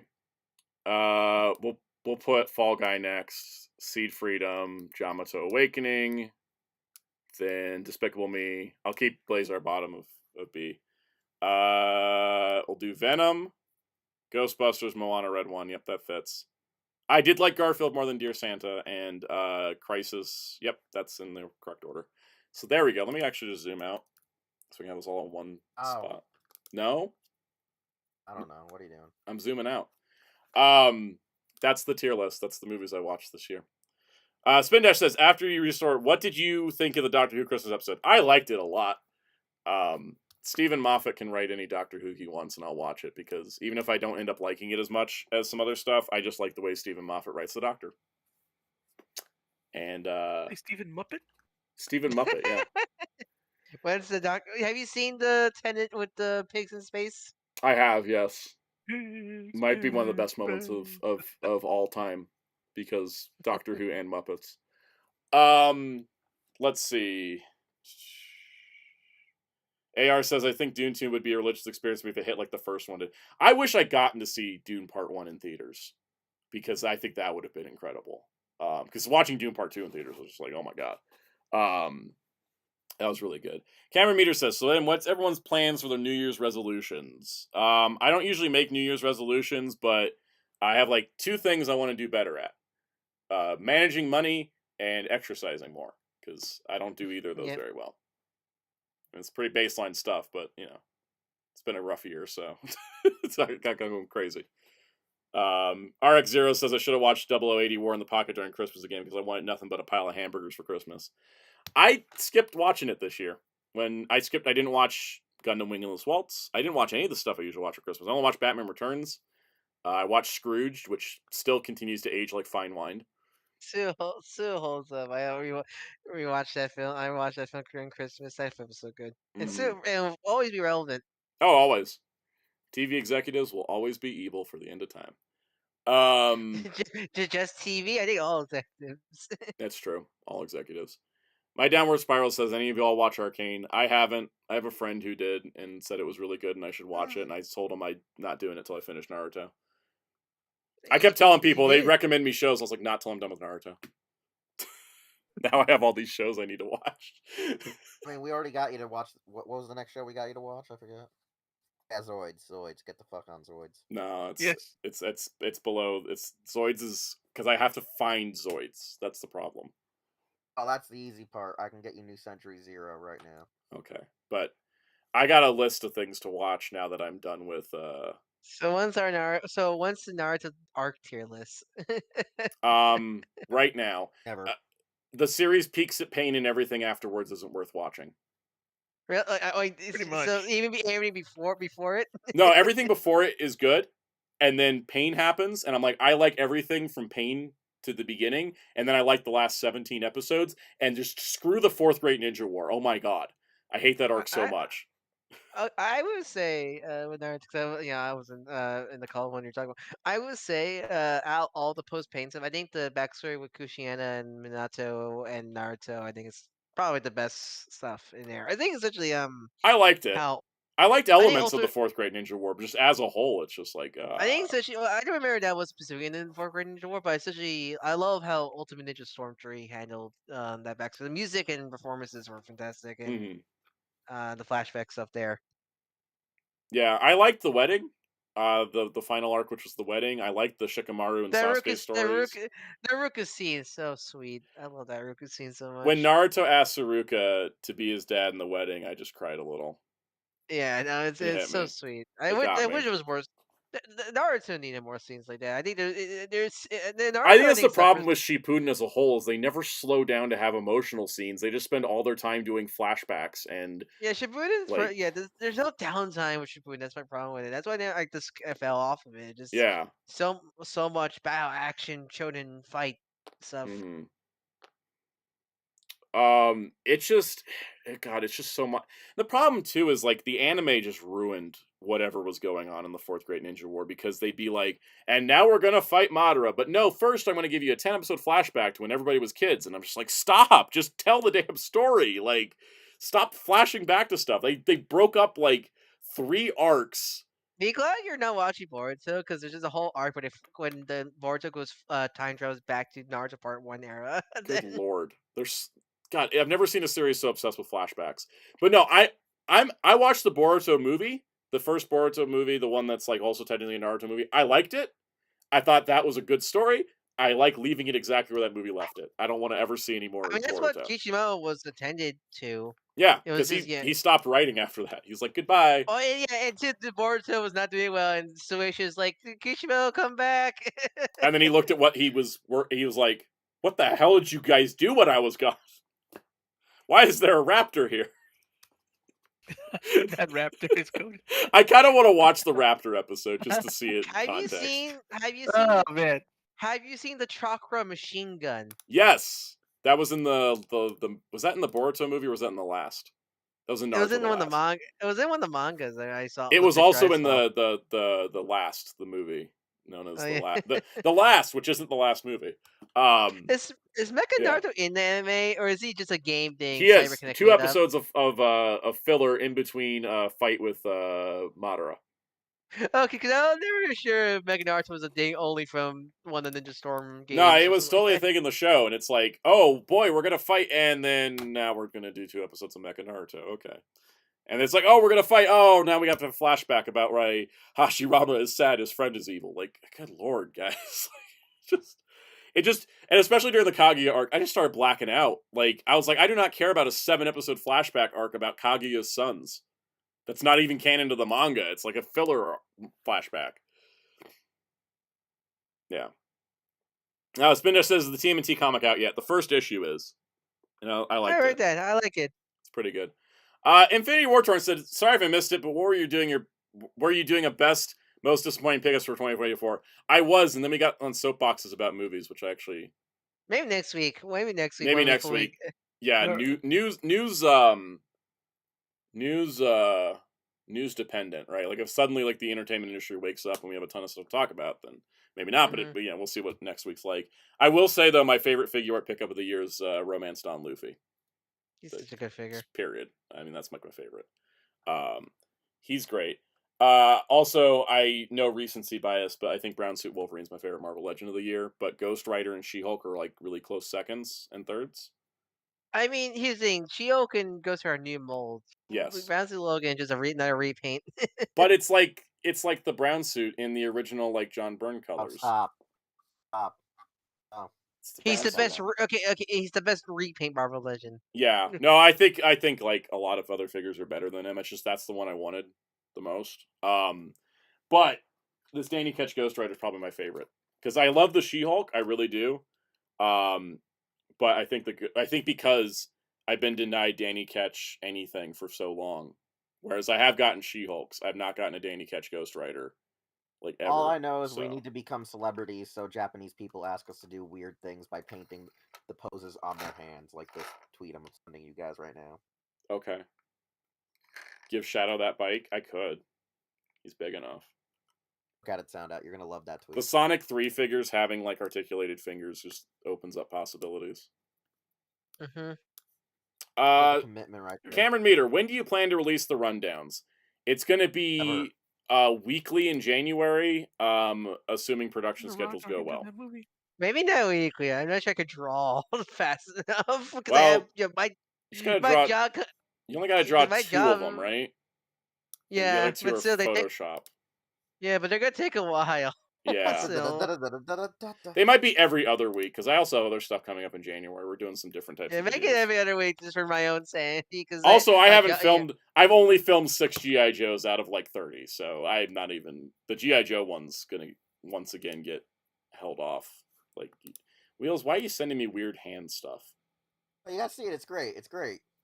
Muteki, the helicopter review will be in the G.I. Joe one. I'm surprised it's not me sending him weird stuff. Yeah.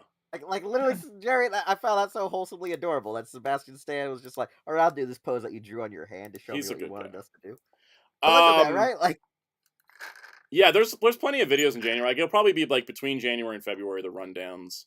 I've got everything filmed for Marvel except for Giant Man. I've got everything filmed for Transformers except for Tidal Wave, and then Cosmos and Wheeljack aren't here yet. But we'll see. RX0 said the Ninja War arc, the Resurrection crap, and Sakura was what made me stop Naruto altogether, even the manga. That's fair, because my god, Sakura just doesn't get to do anything after a certain point. And then she shows up and she's like, look at all the training I've done. And I'm like, could we have seen that instead of Kaguya's sons? Or 18 episodes of Jiraiya's retelling of events inside of a dream sequence. No, not even Jiraiya, Dream Jiraiya. Dream Jiraiya's novel retelling the events of Naruto's life in a dream sequence being read. That was already told in a movie. That was already told in a movie, and god, that was so much. Oh yeah, War-Torn said no corrected eyes for Giant Man yet. Yeah, I haven't gotten my corrected eyes yet. Oh yeah, are those coming? Yeah, because I haven't heard anything about that. They said they were shipping mid-December, but that didn't seem to happen. I mean, Christmas, I figured. Yeah. Oh, my favorite Transformer of the year, though, by the way, because I've just been pulling stuff out and getting filming done. It's Straxus. Not because he's the best, but because I just really wanted a nice Straxus, and I finally got it. Is he? Because he's a remold of Galvatron, but he's a remold of Galvatron, right? But how is it obvious he's a remold, or is it one that's like wait? Is it like obvious? It's only obvious. The things hanging off the back of his arm is probably the most obvious part. And when you transform him, you're like, oh, it's literally, Galvatron. But they remolded him enough that, like, visually, like, it's one of those the best remolds, I think, where you can barely tell it's a remold. Like scenario. Quake, like where I don't realize Quake is a Skullgrin remold until I transform him. Like, it's kind of the same thing with him. Like, he doesn't feel like Galvatron, except, and I hide his cannon in his backpack, so I don't like use the cannon. But no, I really wanted a good Straxus, and I finally got a good Straxus. That's why I think he's my favorite of the year, just because of that. Even though there's other better figures. So, let's see.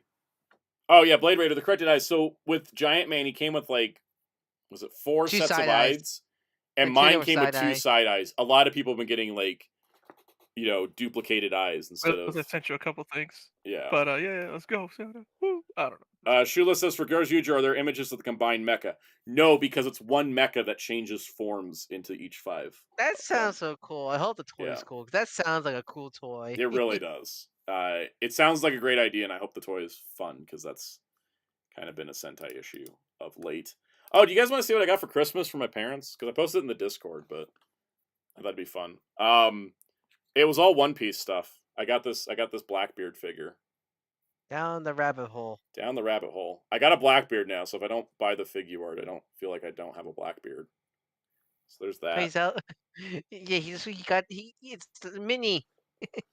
And then I got this Funko Pop of Luffy, because he's got his meat in his hand and he's stretching his mouth. His so meat in his hand, huh? Yeah, he got his meat in his hand. I did that on purpose. I know. I could have been. I thought about it. I was like, oh no, don't say it that way. I was like, that'd be funny if I did say it that way. Exactly. Anyways, Luffy. Well, Luffy is a cocksucker. Luffy does not do any of that stuff. Zoro, though. Luffy does not know. Luffy does not know anything about sex. Luffy's so stupid he would put his mouth though on a penis. No, but he didn't know anything. Only if he thought it was food. Yeah. he much like Goku does not understand the concept of sex. And also, like, you know, if anybody on the Straw Hat crew is enjoying men, it's definitely Zoro. And probably Sanji, and Sanji If he's just not doesn't if he's realize not it. if he's not if he doesn't like get It- lost. Exactly. I find it funny. Someone's been doing a compilation of all the times that Zoro wanders off in scenes and like somebody pulls him back in. It's just like, That's my favorite jokes in Netflix One Piece. Like, Zoro, you came here? No, I was trying to get back to the house. yeah. Yeah, Muteki said, what about Hancock? Yeah, Luffy saw Boa Hancock naked and didn't turn to stone. Like, everybody sees her clothed and they turn to stone. And then Luffy's just like, girl, wear your clothes.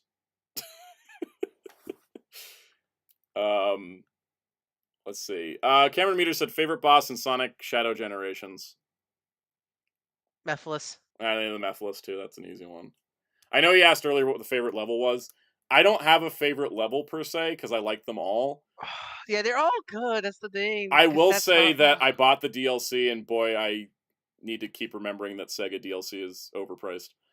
That's why I bought the Digital Deluxe edition because I didn't have to worry about buying the DLC separate. Yeah, I know. I bought I bought the physical to get the Robotnik journal. Oh yeah, the soundtrack is so good for Shadow Generation. That whole game is amazing. But if I had to pick one level, I think it'll be Sunset Heights. that one's good. Yeah, I like that one. Especially how much it's just better than Forces. How much it Yeah. just shows that Forces could have been good. Forces could have been good, but it wasn't. I will also say that what was it? Party going on upstairs? I mean, it's New Year. It is New Year's. I It won't is be New Year's, surprised. that's true. Well, technically Wednesday, Tuesday. I mean tomorrow. But yeah, I I bought the But yeah. DLC, and fair enough. I did. Cause I like the DLC, but I think it's one of those things. Yeah. If I understand people like if you buy, I think it'll be if you bought the digital deluxe edition, I think it'll be fine. But I think you buy it definitely is a bit underwhelming. I Most of spent it is just $12, and I was like, okay, well, I bought it mostly for the level, right? Like the movie level. because is that just all? Is that just Tokyo level, or does it come with the Terrio skin and For everything? $12, you get the Terrio skin, the digital art book and soundtrack, the Tokyo level. I think that's it. I think it's all you get. Okay, at least it's not all the Tokyo levels are separate. At least they include all the digital stuff as a separate thing. Yeah, That's good. At it's least. all the digital stuff as a separate. You can also buy the Tokyo level for $6. Okay, that's good. I'm glad that. And I like the Tokyo level, but I also didn't like the fact the Tokyo level was only one act. I know. I wish it was 2 acts. I was like, why not at least 2 acts? Because I get not being able to use the Keanu skin in other levels. Like, I get that. But why was it just 1 act and then 2 challenges and not like 2 acts? Like, this is also why I bought Sonic Origins Plus for the same reason. I know some people like to joke about Keanu's voice acting, but I think some people don't realize it's like the first time Keanu had to do like action grunt lines in like years. Yeah, because I mean, for Cyberpunk, he never really did action scenes. he just he just had to speak, but Yeah, he had to do all the he's just in your head being bitchy the whole time. and so like this is the first time. Like 'cause I think he did like pantomime stuff, where like I think he did the Constantine like reprised his roles for in Matrix and Constantine game, but like those are years ago. He's done grunts for action movies. That's all part of ADR. Yeah, but there's It's something different. different from It's different from grunting for ADR is different from pantomimes in Mhm. video games because and all that stuff. Also, everybody's the case their voice direction also. It's always a classic thing. Yeah. Spin Dash says I realized the Tokyo level is basically Westopolis from Shadow the Hedgehog. Yeah, I got that vibe, and then the music kicked in. Like the Westopolis music kicked in, and I was just like, "Oh, this is great!" Like that's why I enjoyed it. And I was like, "Oh, there's no second act." Like I was really sad. Yeah. I wanted more. Because like I know people love Radical Highway as a track because like they keep remixing it and everything. I mean, Black Doom loves Radical Highway. Black Doom loves Radical Highway.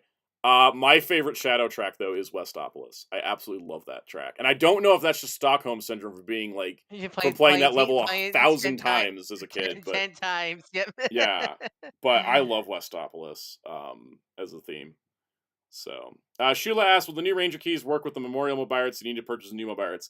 The Boom Boonger keys won't work in the old Mobiarts, the old Memorial. Because they refuse to use Doom cards or Mobiarts for some reason. Yeah. How's that sword back by the way? Yeah, so if you want the Boom Booger keys to work, you'll need the new Memorial Mobiarts, but if you don't care about them working, you can just buy the keys on their own. How's that sword back here, by the way? Oh, it's great. It's awesome. Funny story about the sword. It has the slot thing for the data cards, and I just decided to make I decided to check it, and it does fit dim cards. They don't read, of course, but it is the same exact Oh, size. you can't get Gamamon sound effects from it. I wish. Could you imagine if I just like swung the sword and it's like instead of the clashing sound, it just makes his little cry when he doesn't get chocolate? No, that'll be depressing. I don't I want that. know, but imagine hitting somebody with that. They'd feel bad. Yeah. Oh yeah, Spin Dash says they'll fit, but just say special ranger key. Okay, that makes sense. Gotta go special ranger key. Hey, oh. K Master, I did read the TMNT Naruto comic. It's fantastic. Rivers still hasn't had their Memorial Ultra Caliber ship. Blade Raider says refuse to buy another mobile until they make it updatable, or at least 10 years has passed. That's fair. I'm not gonna buy the new one. I'm gonna like if it's like, you know, oh hey, there's 10 Sentai in this one that are new, like then maybe. But yeah, no, the Ultra Caliber's fun. I like it. And it's funny because the back of this has the little slot behind the panel to put the data card in, which I don't have any of. But it's the same exact size and style as dim cards. It just doesn't read it because, you know, it doesn't have the right data. I haven't tried all the dim cards though, so you never know if they accidentally duplicated a chip. It's just suddenly I get free King Odra sounds because I have dim cards. But yeah, no, I love this thing.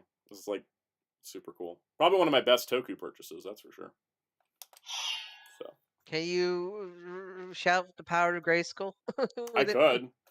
There's You know, I did that once in school. You'll see it on the stream in a moment. I had the nickname Power Boy for the entire year after saying that. Yeah.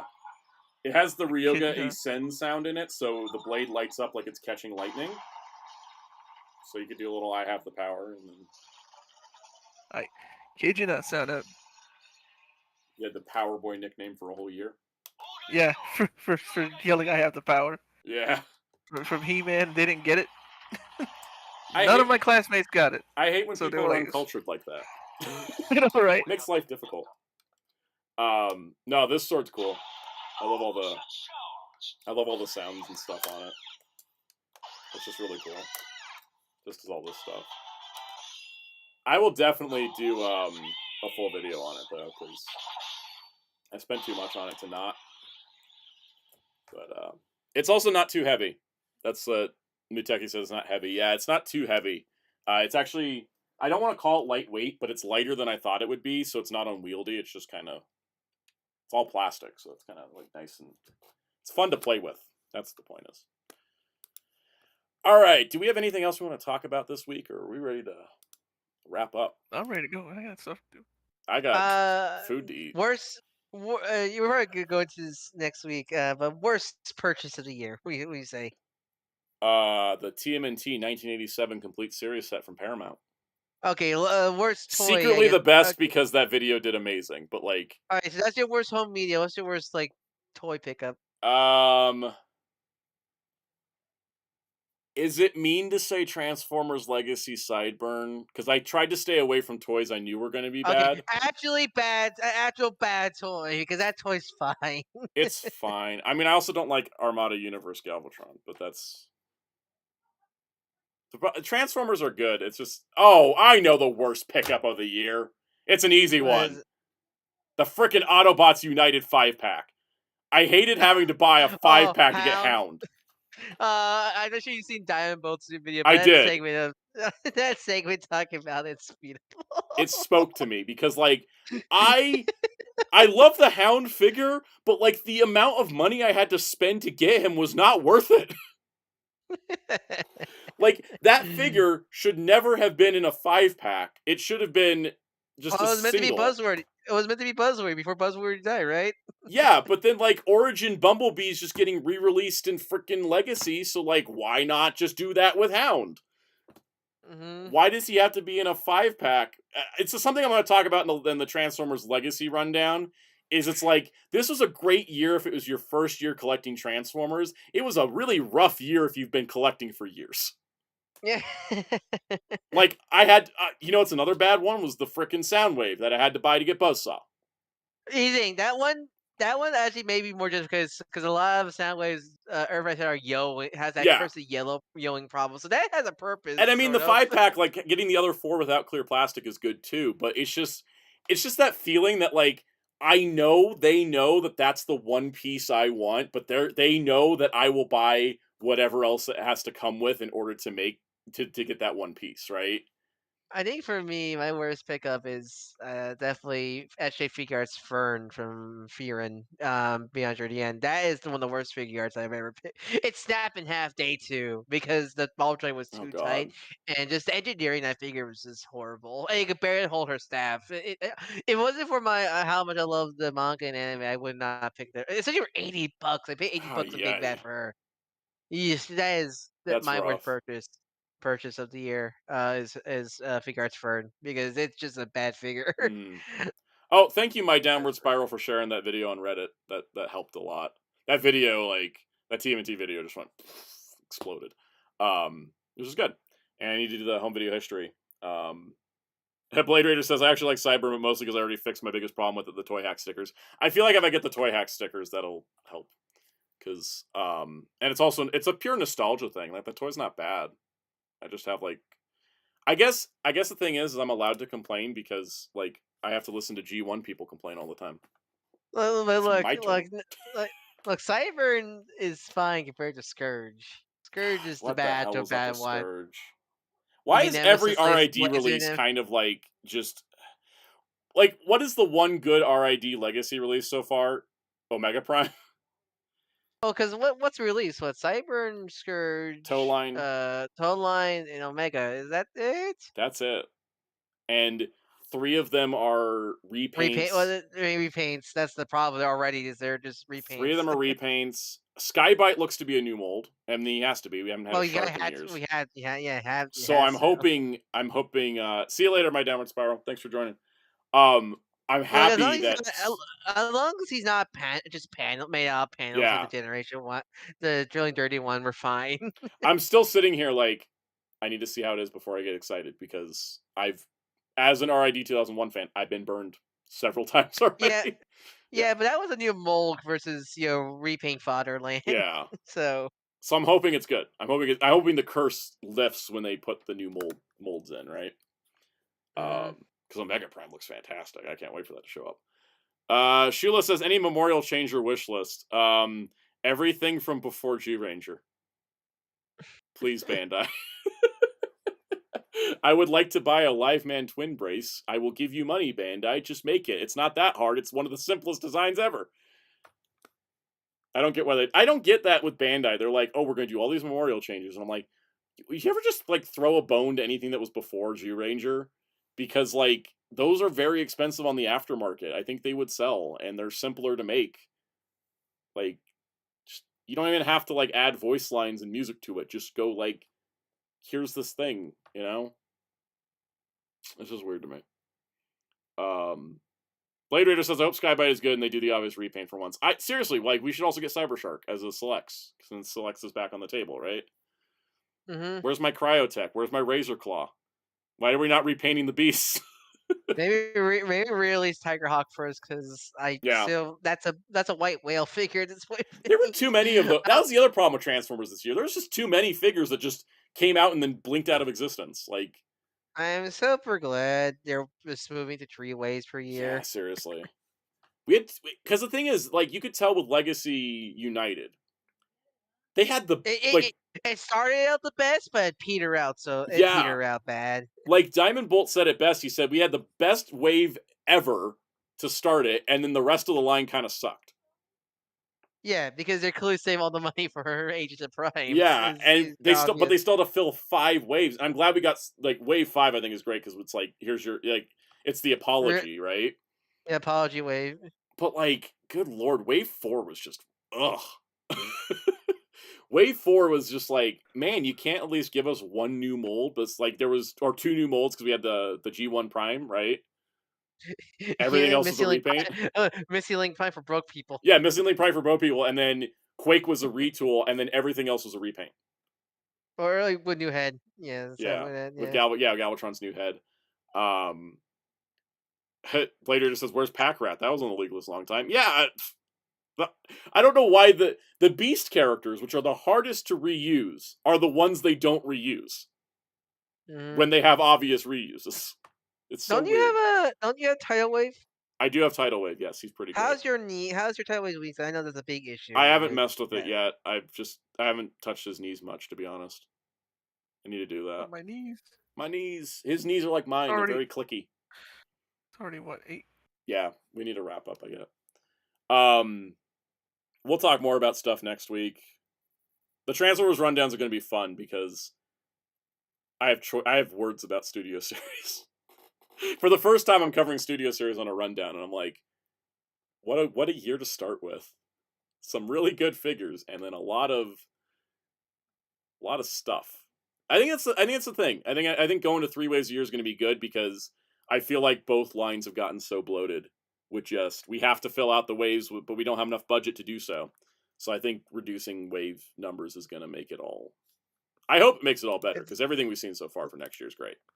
It doesn't good for us as a consumer. Oh, it's amazing for us. I highly encourage every Hasbro line to reduce its output by 30% because it makes everything better for everybody. G.I. Joe, we need to slow down on those.